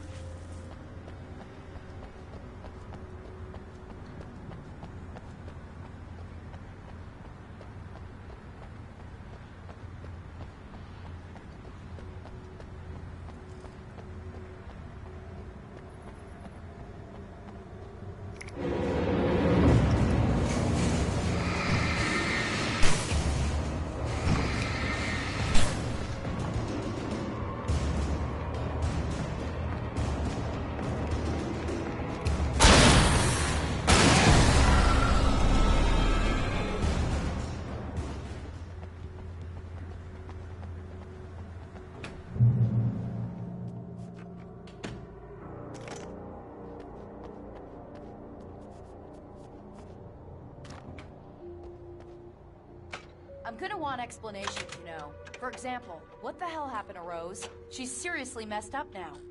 The same thing I think happened to me after I arrived. During this week, you can't remember? Oh, I remember now.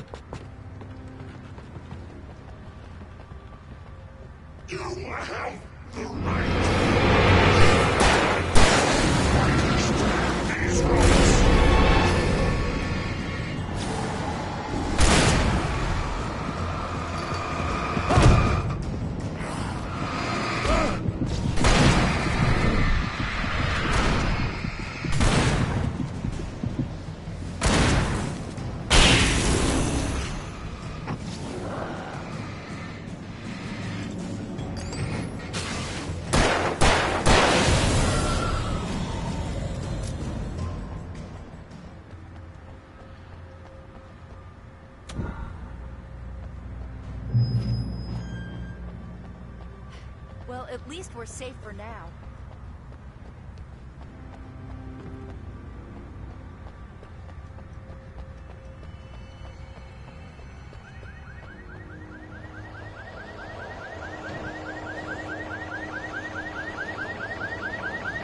Wait, over here! There's light!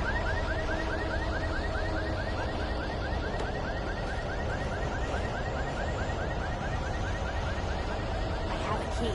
Watch my back, Wade.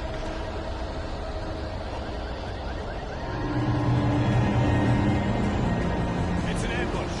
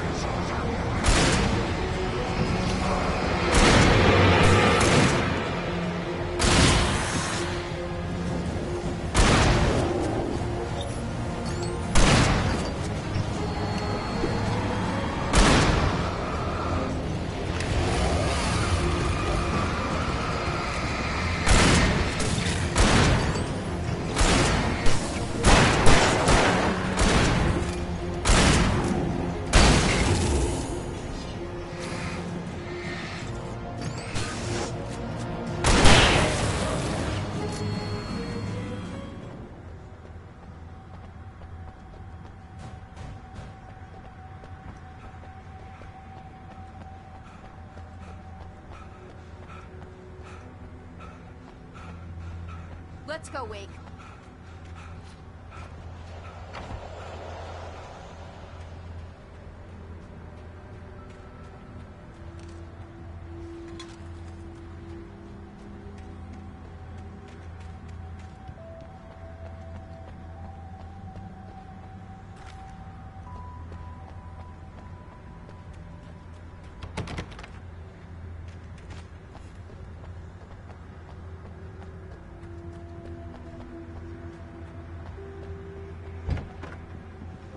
Okay, someone's messed with the fuse box here, but you should be able to jury-rig it while I find the keys.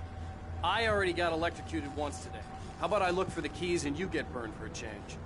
Fine. They should be in the clerk's office on the other side of the building, near the main entrance.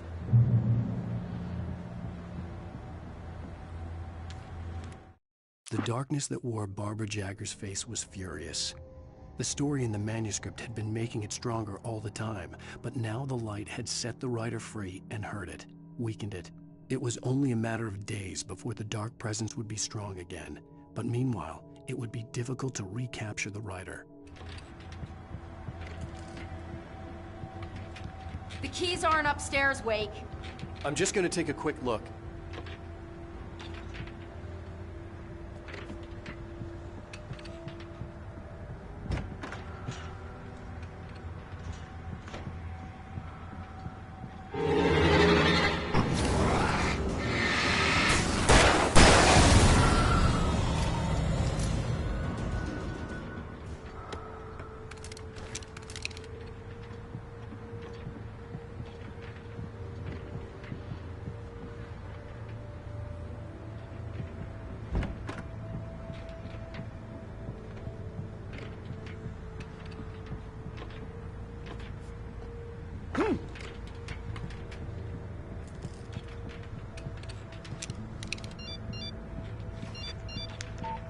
The message was from Barry.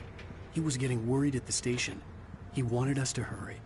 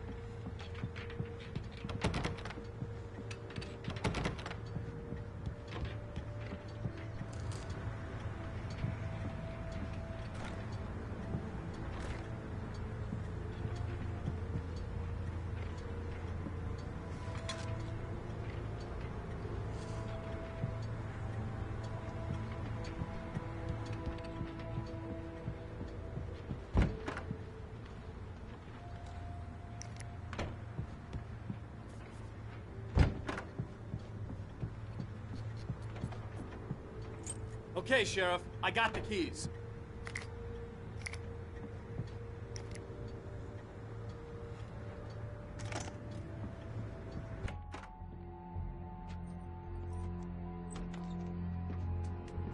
Barry? Why isn't he inside? Oh, God. Oh, God.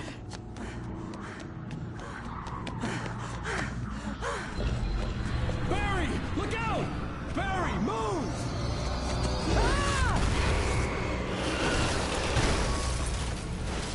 Barry! He made it inside, Wake. He's okay. The storefront's blocked. Come on, Wake. Let's go around. We can meet him in the back. Barry? Barry! Can you hear me? Are you okay in there? Yeah, I'm cool. Don't worry. I'll find another way out and meet you two out back. Are you sure? I'm fine. Besides, there's all sorts of useful stuff in here. I didn't touch that. I wasn't anywhere near that.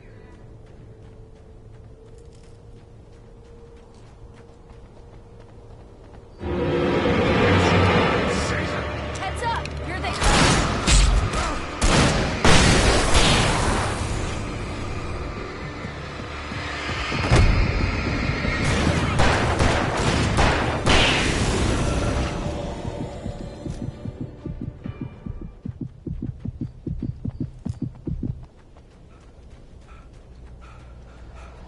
We can make it through the bookstore. Wheeler should be waiting for us in the backyard. Get the hell down or I'll call the sheriff. Oh, hi, Doc. I've got it. Don't worry about it. Sarah, about time somebody showed up. All the shooting in the air is idiotic. One of these days they'll kill somebody. And over Deerfest. I know. Go back to bed. He's got a point, Wake. Look, this town can't take this.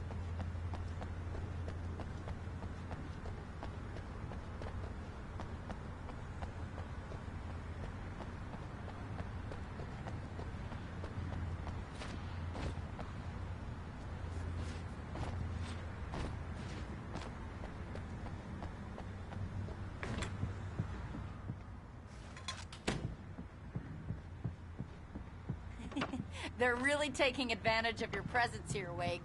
I heard they're selling a lot. Cynthia Weaver worked hard, following her obsessive rituals, sometimes fighting them, always giving in to them in the end. She haunted the halls of Bright Falls' abandoned power plant. She marked her caches with light-sensitive paint that could only be seen by eyes that had been touched by darkness and saved by light like she'd been. She was preparing defenses and supply lines for the war she knew would come. The war between the forces of light and darkness.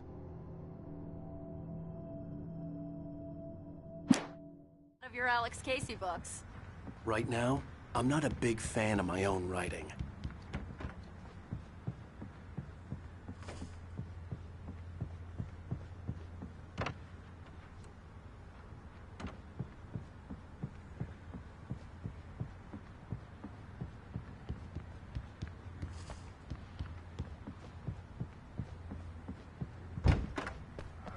I don't see Barry.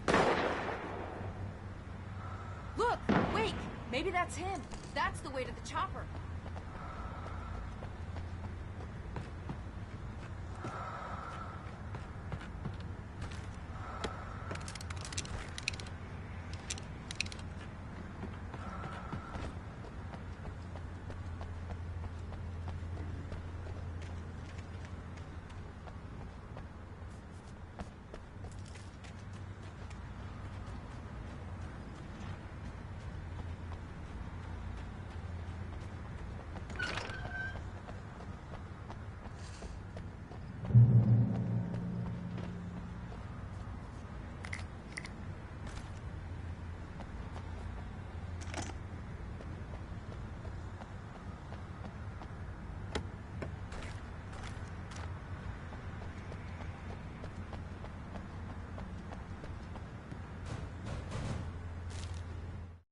Barry got back to his feet inside the Bright Falls General Store and dusted himself off. Right next to the cans of baked beans was a locked case filled with flare guns, and yet here was a conveniently placed barrel of crowbars. Barry's smile widened as he realized that this was the classic movie scene where the hero had to gear up and arm himself to the teeth. Barry threw himself into the role.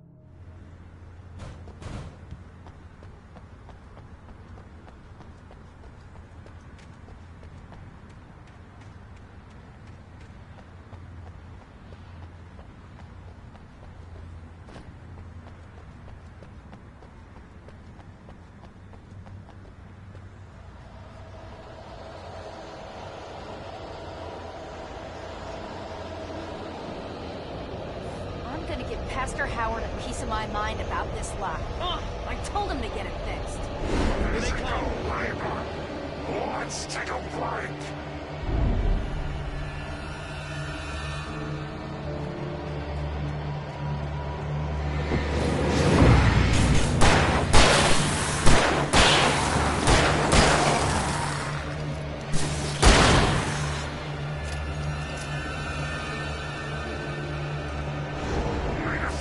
Fatty acids are good for your heart.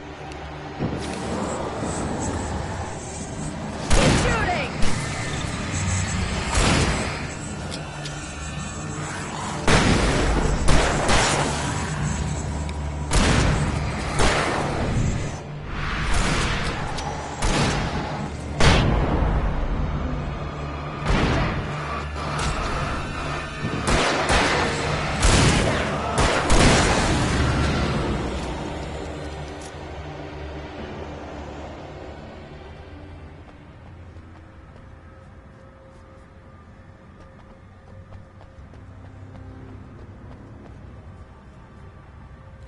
Okay, it's open. Let's go, Wake.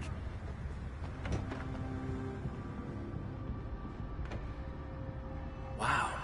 We keep them lit all night long on the night before Yearfest. Why? Well, it's tradition.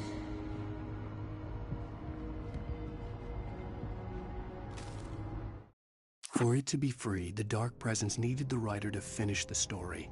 Again and again, the story let it get frustratingly close to the writer without letting it capture him. It was bound by the events depicted in the manuscript, but it could pursue the writer indirectly, put others on the task, and stop those who would help him. It took over everything in its path, made them its puppets, and sent them after Alan Wake. We're almost there. We'll have to go through the basement to get to the parking lot. Yeah, there's no way going through the crypt will turn out to be a bad idea.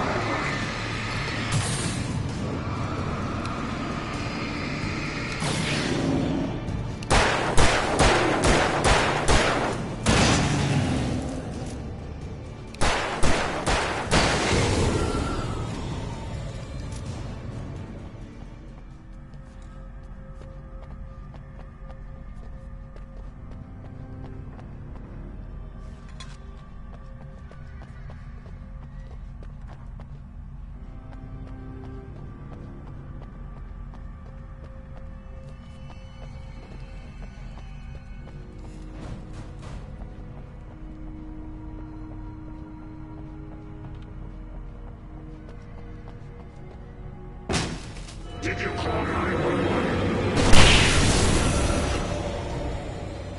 Guess that one saw the light, huh? You didn't like that one? A tough audience. Well, I got plenty more. What are the Christmas lights for? Protection, man.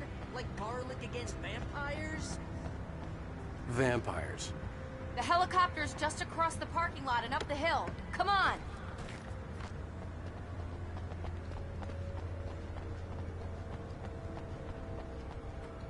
The Bright Falls General Store is now my favorite place in the entire world. See this headlamp? It's like a superpower. I can just look at one of those things and they die. It's my flaming eye of Mordor. I wish I didn't say that. Yeah. Alice had screamed until she had no voice left to scream. Around her, the darkness was alive. It was cold and wet and malevolent and without end. She was a prisoner, trapped in the dark place. The terror would have burned her mind out, but one thing made her hang on. She could sense Alan in the dark. She could hear him. She could see the words he was writing as flickering shadows. He sensed her too. He was trying to work his way to her. Hey, I want a headlamp. Last one. Bastard.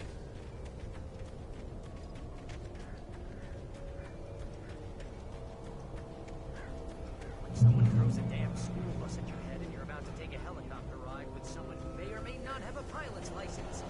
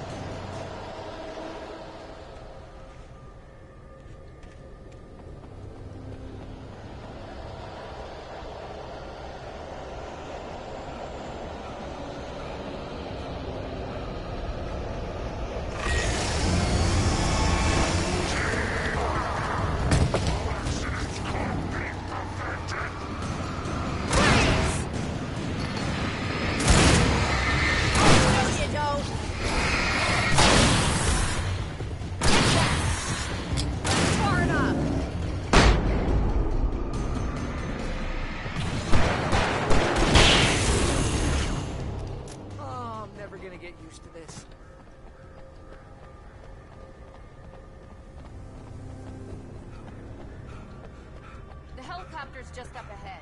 I'll need a while to prep for takeoff. Don't take too long. I want to get out of here.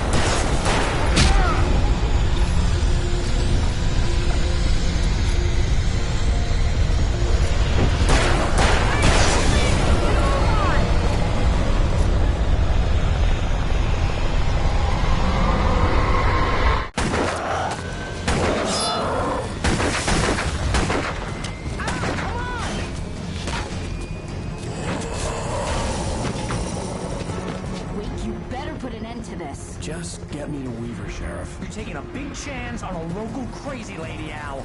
I hope you're right about her, or we can kiss this town goodbye.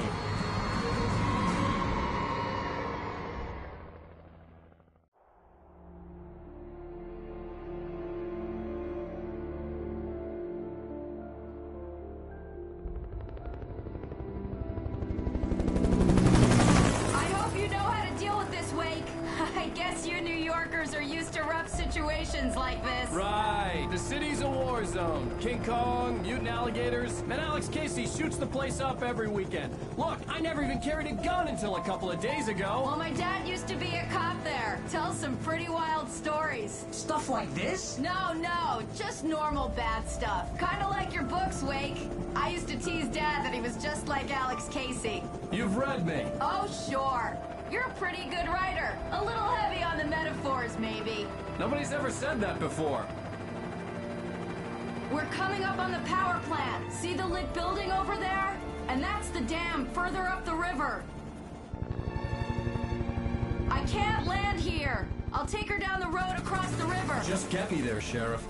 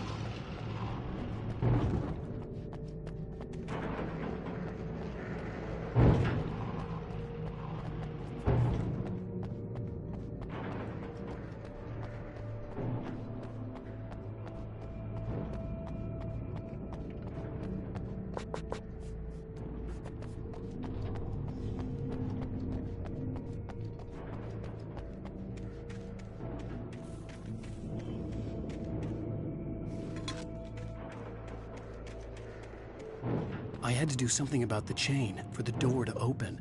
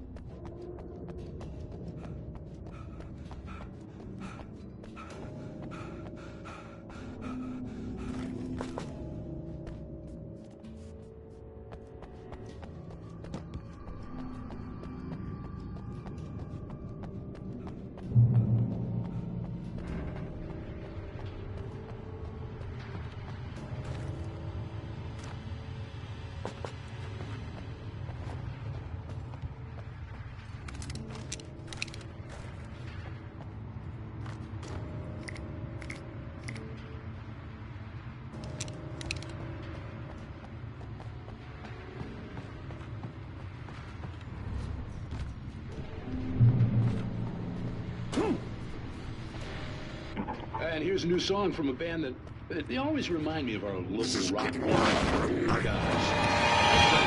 guess it's just anyway, here's Bill to the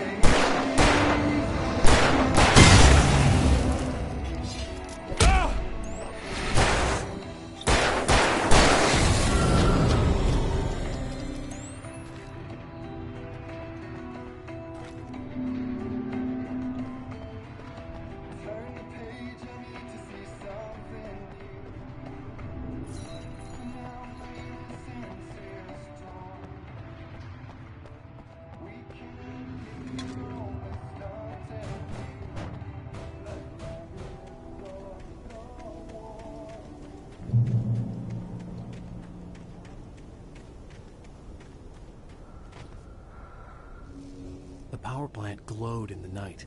It was close, but I had to find a way across.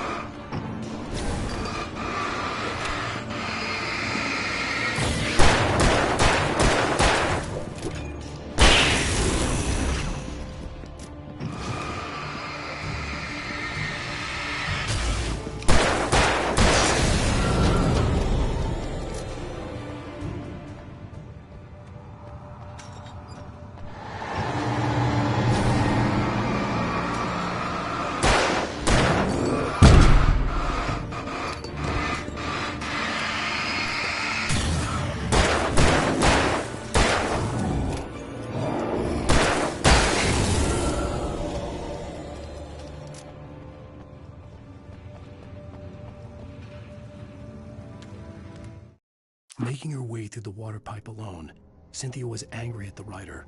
Foolish young man, taking unnecessary risks. And the way he broke the rules.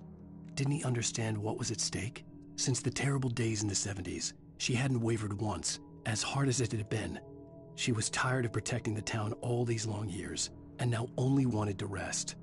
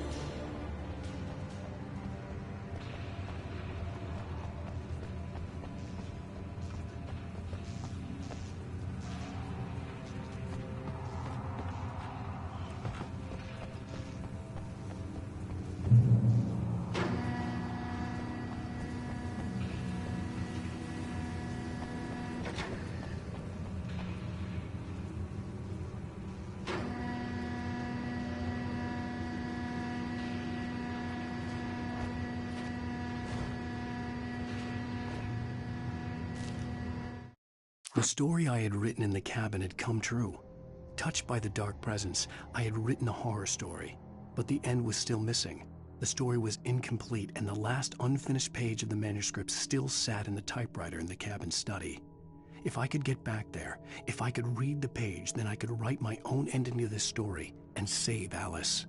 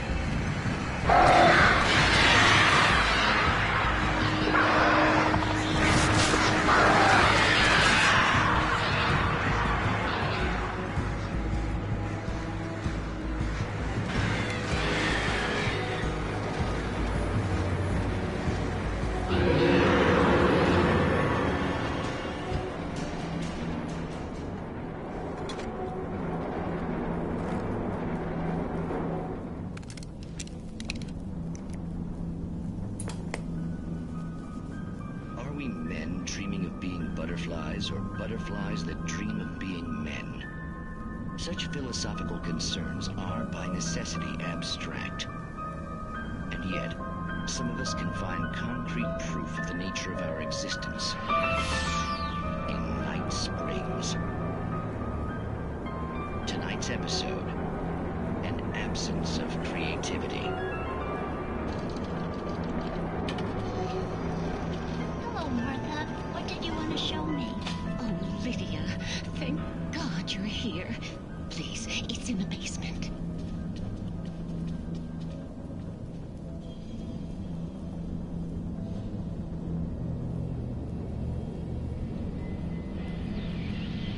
Oh, Martha. Oh, that's amazing. Isn't it just? I found it here this morning. It's like it isn't there, but... Oh, I can't look straight at it. Yes, I'm sorry. How did you get here? Well, I'm trying to work. Did you put this thing here? In a way. To be more precise, I put everything here but that. Really? But what is it? Oh, I guess the temptation is to call it a hole, but it's really an absence, a profound lack of reality. In Martha's basement? Yes, I was doing so well, too. I came up with 2 old ladies and put something really weird in the basement. It was a great start, but I'm completely blocked now. I can't imagine what I was up to. Well, surely it's just an ordinary basement. Is it? Why did you call your friend here, then? Well, I don't know. Oh, well. Couldn't you just ignore it? Oh, no, I couldn't do that. It would probably turn into a plot hole. Might be one already. Could sink the whole enterprise. Oh, my. Listen. and you're just not helping. You should just go back upstairs for a cup of coffee while I try to figure out what I'm up to. Well, if you think that's best. Maybe I should just stop here. Or is that too moronic? Is that too moronic? Indeed. Who can tell? It's a fine line between the stupid and the sublime. Night Springs.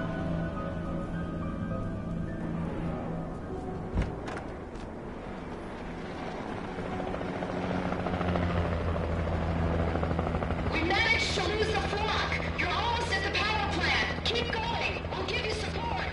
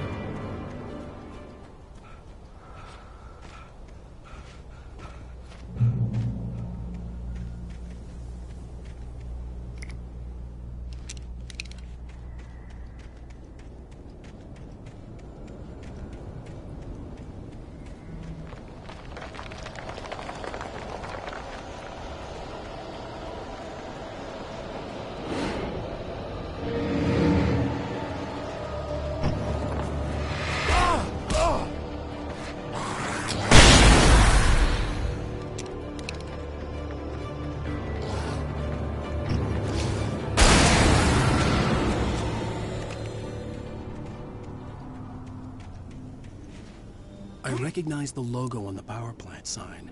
I'd seen a version of it painted all over the area, signifying hidden caches of supplies.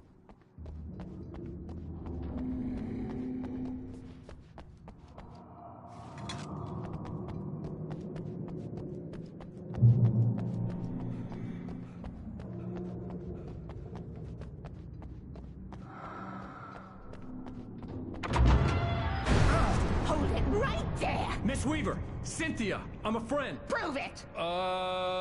You knew Zane, Thomas Zane. You're the Lady of the Light in the song. You can help me. About time. Young man, I've been waiting a very long time for you. It's in the well-lit room. Excuse me? What you'll need to drive the darkness back. The lit room is at the dam. I built the room to keep it safe.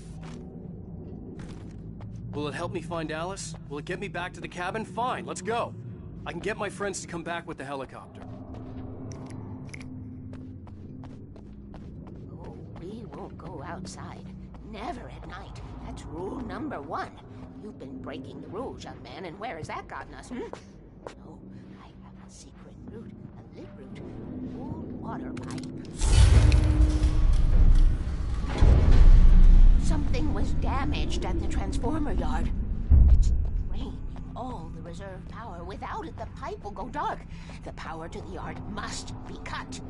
Let me guess. You want me to do it? Young man, you're the one who likes to break the rules. I can't be outside in the dark. The kill switch is outside.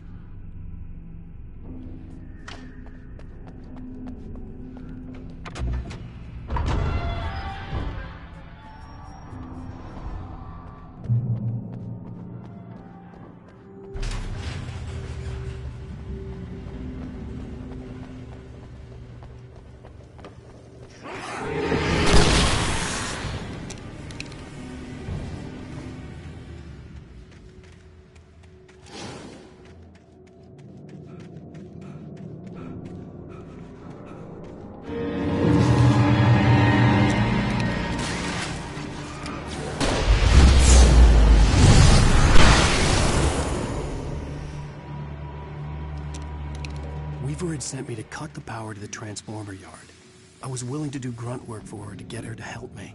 I hoped Weaver was dependable. I'd stumbled into this crazy world a little over a week ago. She had been living this insanity for decades.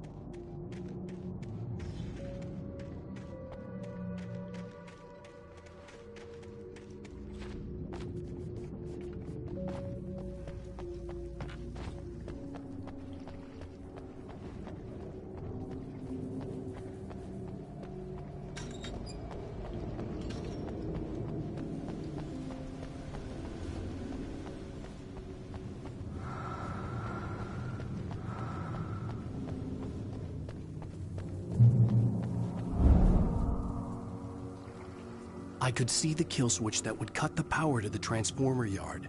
Now I had to find a way to reach it.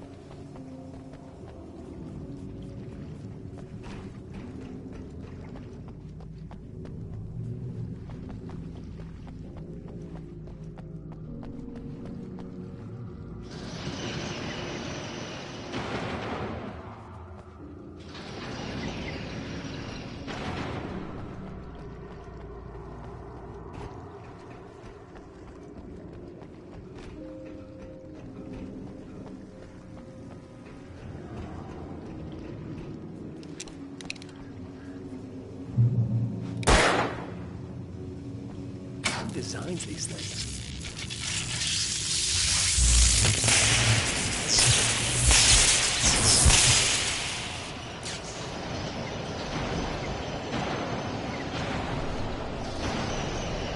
The transformer yard went dark and dead.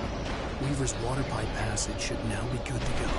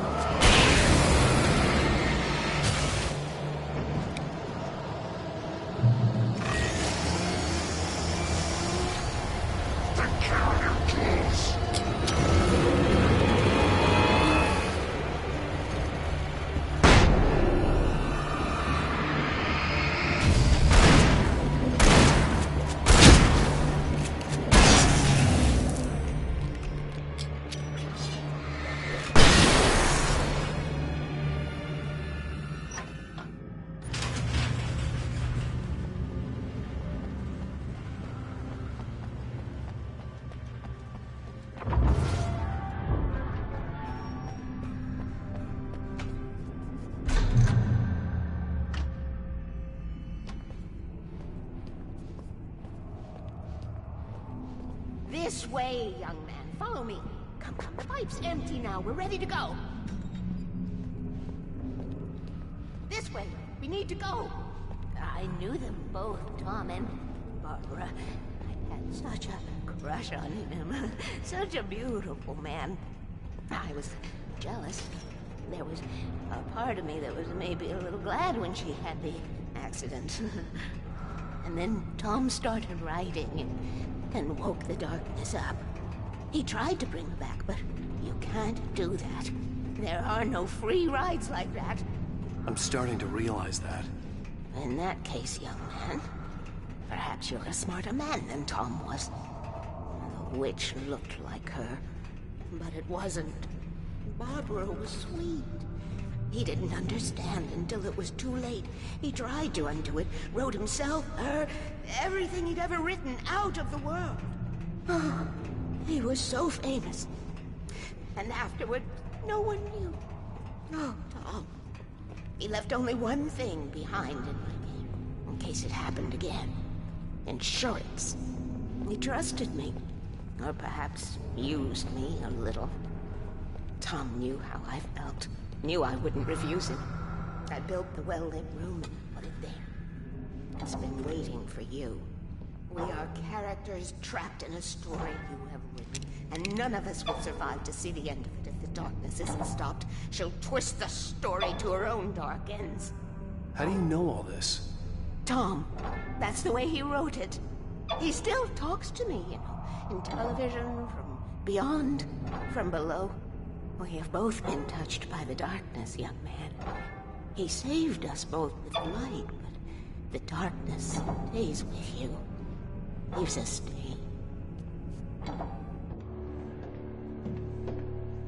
This pipe will take us directly to the well-lit room. Okay, I need to call my friends, tell them where we're going. Hello? Al! Barry, we're headed to the dam in one of the pipes. Meet us there. Okay, I'll tell Sarah. It's Sarah now? Whoa! No! For the sweet love of... Barry! Barry! We gotta go see if they're okay. They're probably dead. You must reach the well-lit room. This is no time to be a selfish idiot. That's my best friend.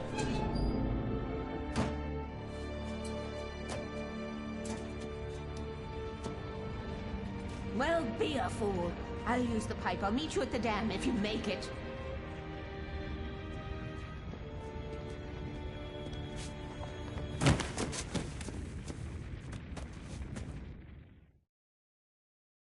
At least I didn't have to worry about her.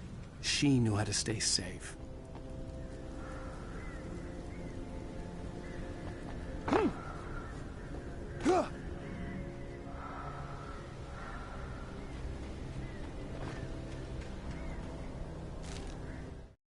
Sarah was almost starting to relax.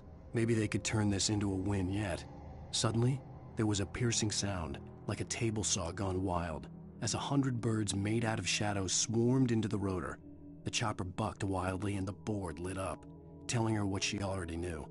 They were going down. Barry Wheeler screamed next to her.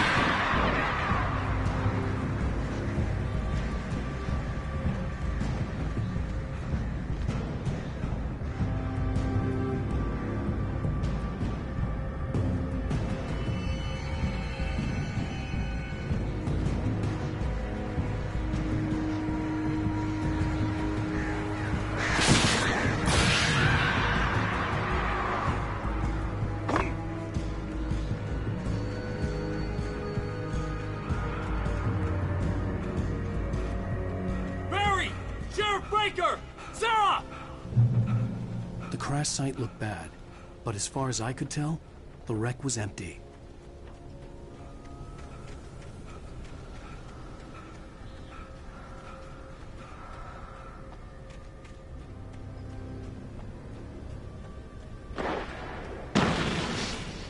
Barry!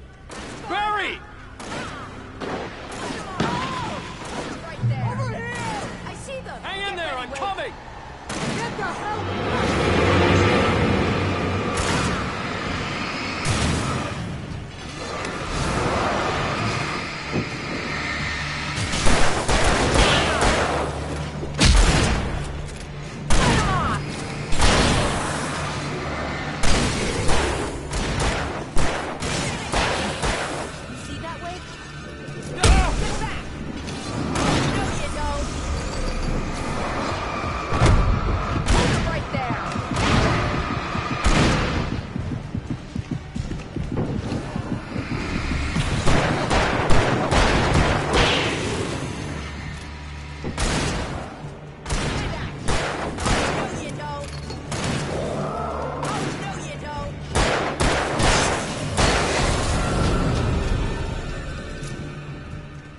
When to make an entrance, Wade. We were ready to make like Butch Cassidy and the Sundance Kid. I have a different ending in mind. Yeah, I'm fine. Thanks for asking. I knew you'd be all right. How's that? The flaming eye of Mordor? Laugh it up, funny man. Didn't we have somewhere to go? Weaver will meet us at the dam.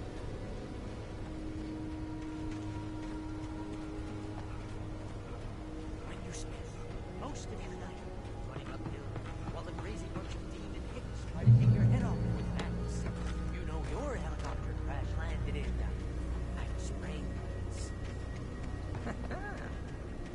You see those lights? That's the elevator we need to take. Get that gym membership.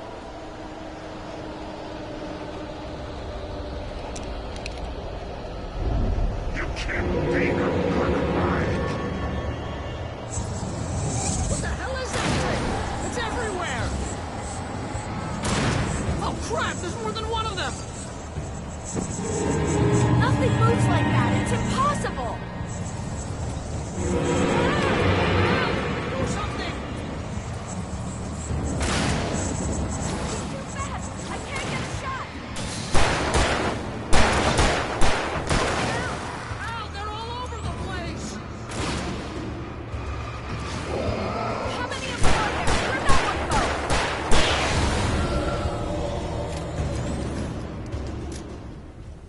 Was that it? Are we safe? That was... wow. I think we're okay. Can we just stay here until morning, Al?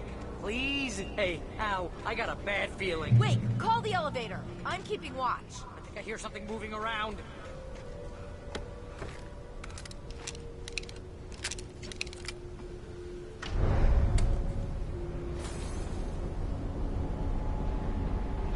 Heads up! Here they come! Oh no! Oh no! They're coming! We have to hold them off!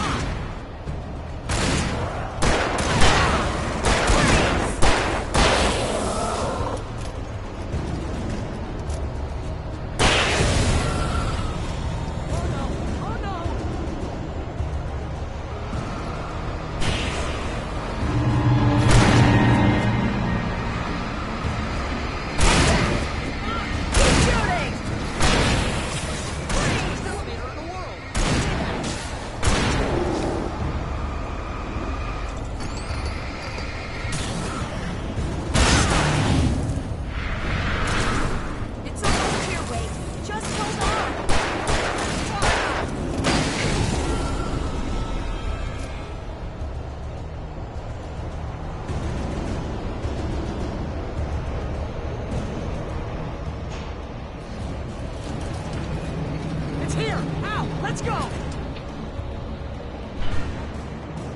Oh, there you go.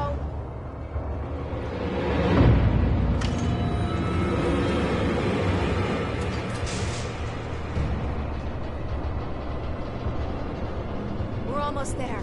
There's an entrance into the dam at the top. What's the plan, Wake? Well, Weaver's crazy, but she's got something Zane left behind. Something to fix this. Gee, could you be a little more vague? Thomas Zane? Seriously? Might as well be Paul Bunyan or Bigfoot. Yeah, well, he was real.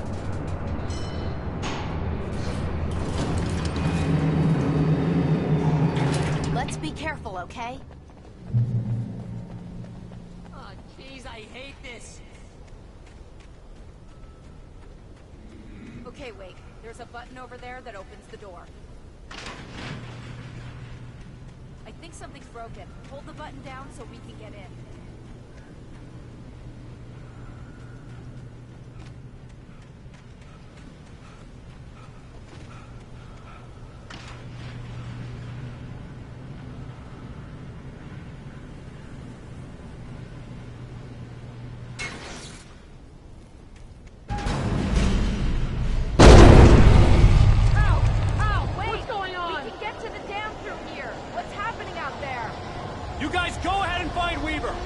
Be in the dam now. I'll have to make it alone through the top.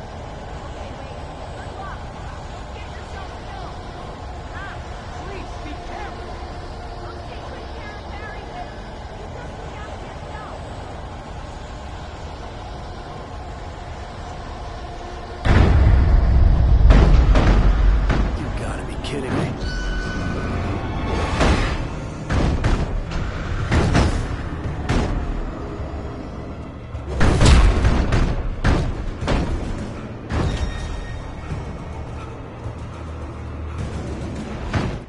Thomas Zane knew he had to remove all that had made this horror possible, including himself. That was the only way to banish the dark presence he had unleashed and now looked at him through the eyes of his dead love. But he also knew that despite his best efforts, it might someday return. So even as he wrote himself and his work out of existence, he added a loophole as insurance, an exception to the rule. Anything of his stored in a shoebox would remain.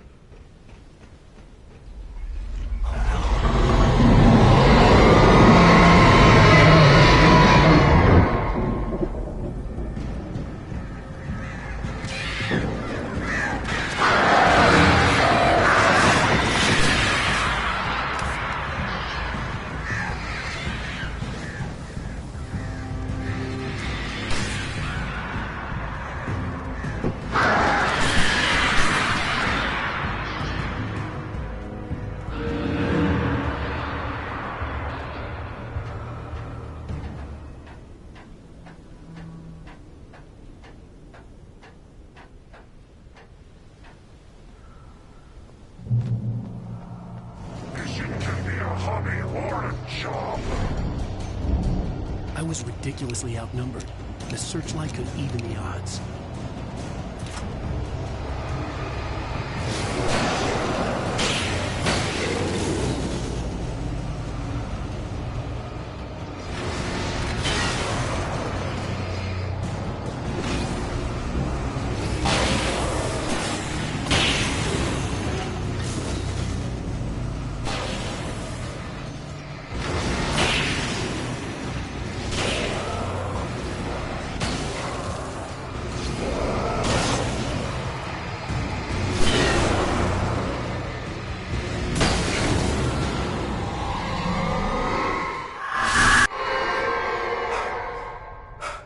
Enough. You will go no further.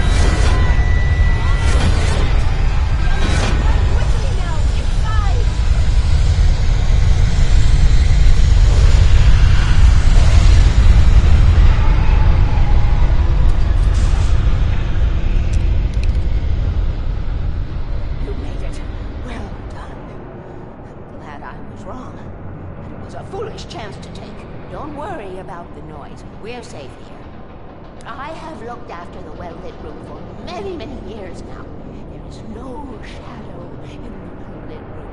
The power is fail-safe, and all the bulbs are numbered and changed regularly based on their make and model. Right.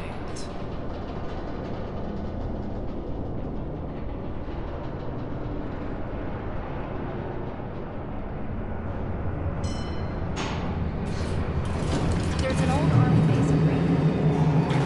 It was active during the Second World War. They operated here back then. They must have built this. Yes, they did.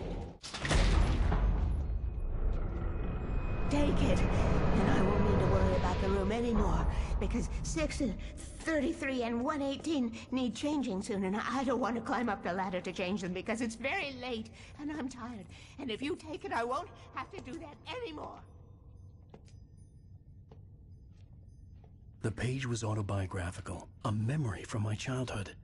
But I didn't write this. It was a page written by Thomas Zane. None of them were supposed to exist anymore. Alan, 7 years old, would fight sleep to the bitter end. When he did sleep, he soon woke up, screaming, the nightmares fresh in his mind. One evening, his mother, sitting by his bed, offered him an old light switch. She called it the clicker, and flicking the switch would turn on a magical light that would drive the beast away. To imbue the talisman with all possible power, she added that it had been given to her by Alan's father. Alan never knew him, and anything of his took on mythical proportions in his mind.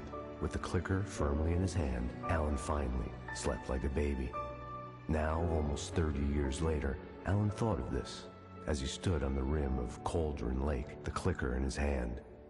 He took a deep breath and jumped. My mind swirled. I'd given the clicker to Alice, yet it was here. Zane had written it into existence, in a story I had written. I can get to her now. I can finish this.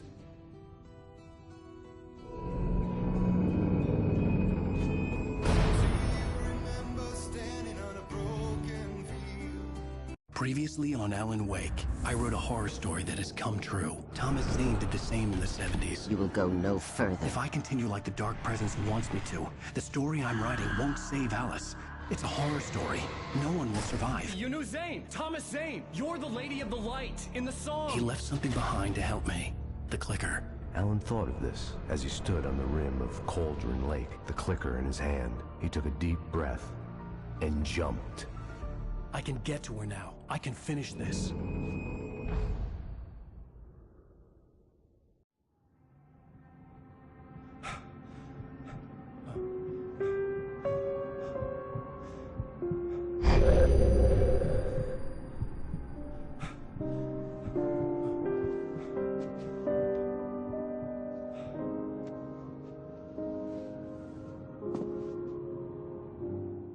I had a hangover.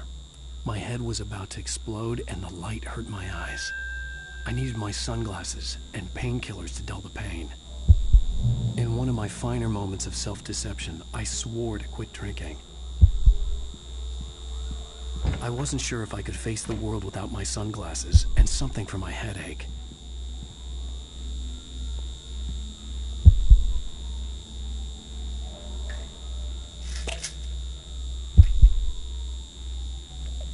The pills worked fast. The prospect of being awake started to seem bearable again.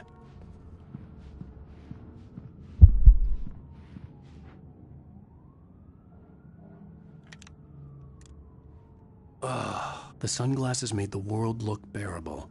Now I could keep my eyes open without feeling like a vampire in the sun.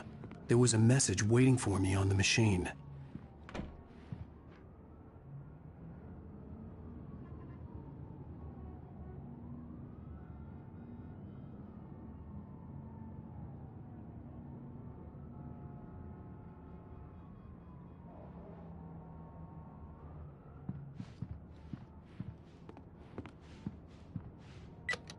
One new message. Ow!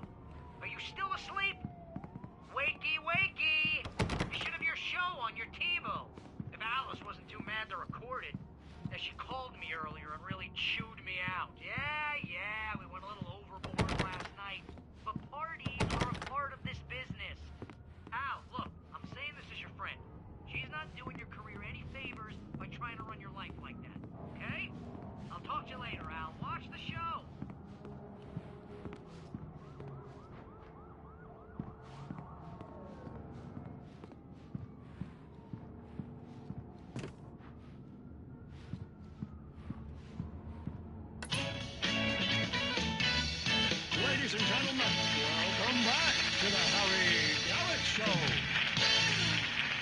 you. Thank you, everybody. We have a great show tonight. I've been talking with the best-selling author Alan Wake about his new book, The Sudden Stop. Yeah, good read. Go buy it. No, it is a good read. Look, I'm gonna be honest here. Is that wise? No, but I'm gonna do it anyway. I got people who give me the lowdown on books. I'm a busy guy. But this one, I actually read from cover to cover. I mean, I'm a big fan. Wow, thanks. Now, this might be a spoiler for those who haven't read the book yet. Based on the sales figures, the 2 people out there who haven't read the book yet. But this last book is all about the death of the main character, the hard-boiled New York detective, Alex Casey. Now, there's been a lot of outrage about this. Why the hell did you kill Casey? What the hell were you thinking, man? Good riddance. No, seriously, though. 7 years and 6 books is a long time. He was a gloomy guy to spend all your working hours with, and it was a good run. But it's time to explore new things. My next book will be a departure from the old for me.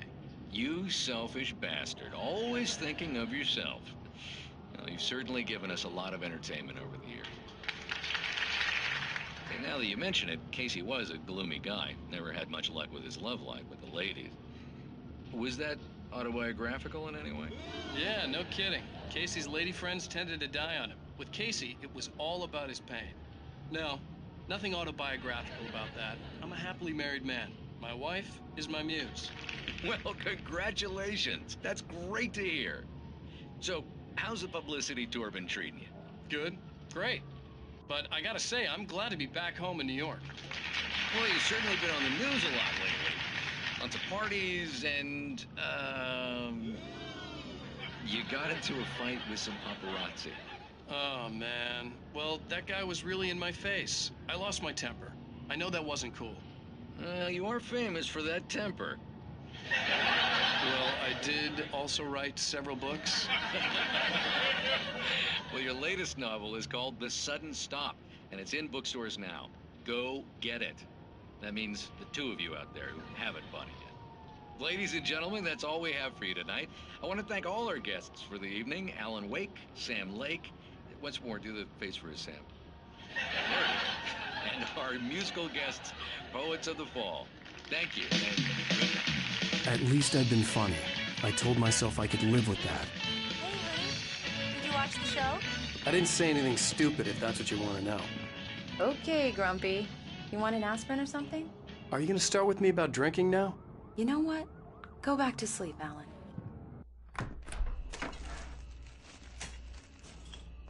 What? Now you can't even talk to me? Well, this morning I was angry because you said you'd be home at midnight and you showed up at 7 a.m. and passed out in mid-sentence.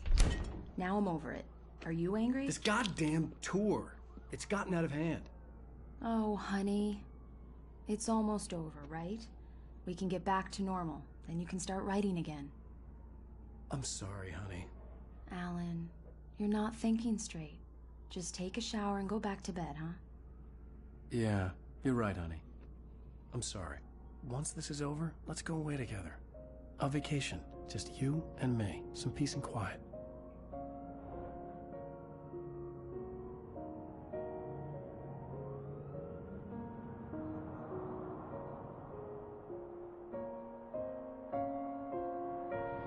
Somehow, the clicker was the key to the cabin. I had to return to Cauldron Lake to save Alice.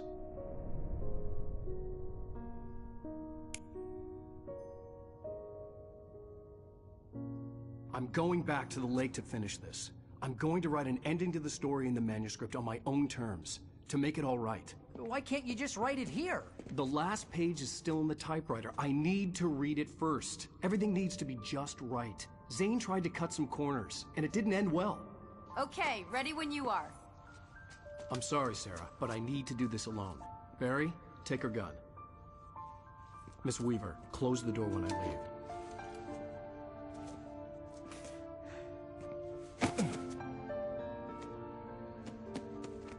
Good luck, Al.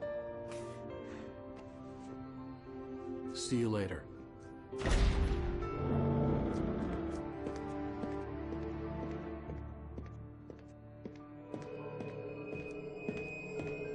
When I got out, it was warm and sunny. I'd flicked the switch of the clicker. Had it done this? I didn't stop to question it. I had to take advantage of the sunlight to get to the lake. On Zane's page, I'd stood on the rim of Cauldron Lake, about to use the clicker. That's where I was headed.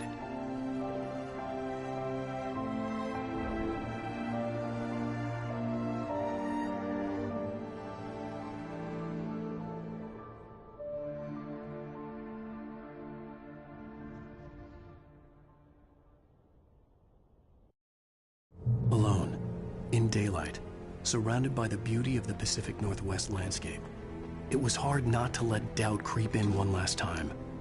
I could still chalk everything up to a dream, a delusion. I had enough imagination to make up something like this, having been in the cabin all this time, trapped in a story inside my head, gone mad from grief over Alice's death like Hartman had claimed. There would be no way of knowing. I told myself it didn't really matter. My course was set.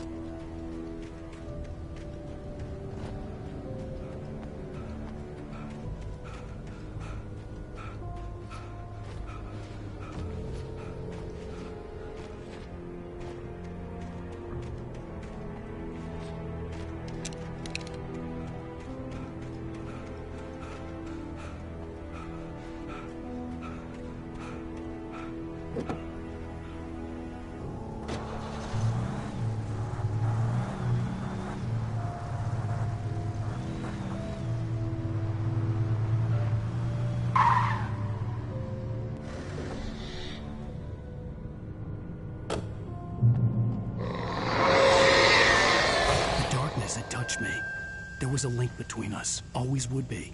I could feel its presence again, getting closer.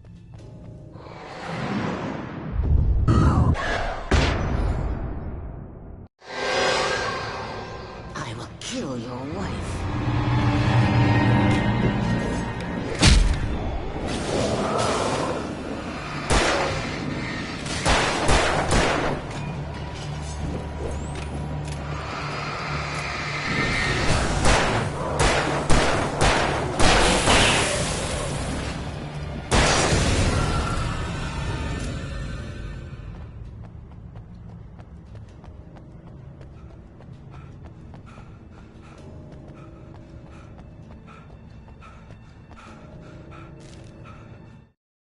The Dark Presence was no longer trying to capture the writer so he could create the ending it wanted.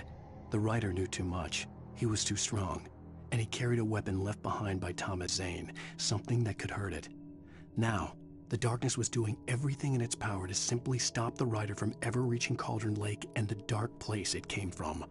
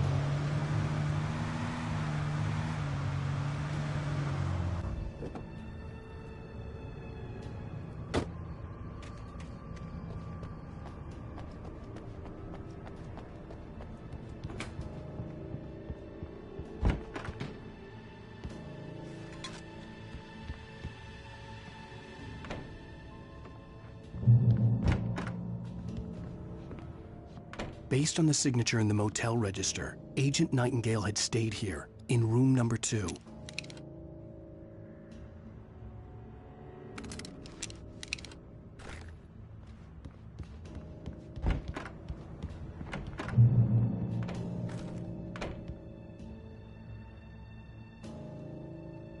This had obviously been the room where Agent Nightingale had stayed when he hadn't been busy harassing me.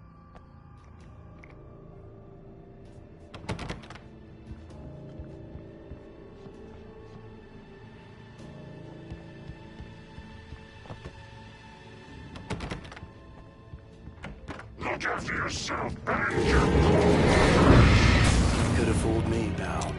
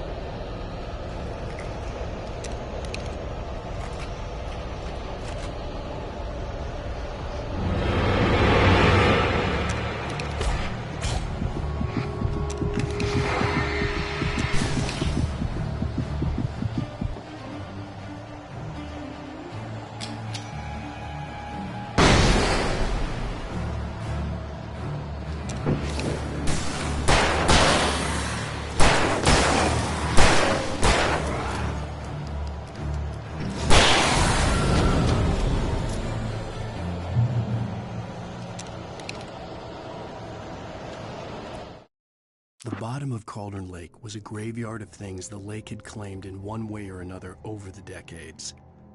The dark presence brought them up in its wake, scattering the rotten waterlogged hull of an old boat here, the remains of a long-ago crashed airplane there, trees shattered under the impacts.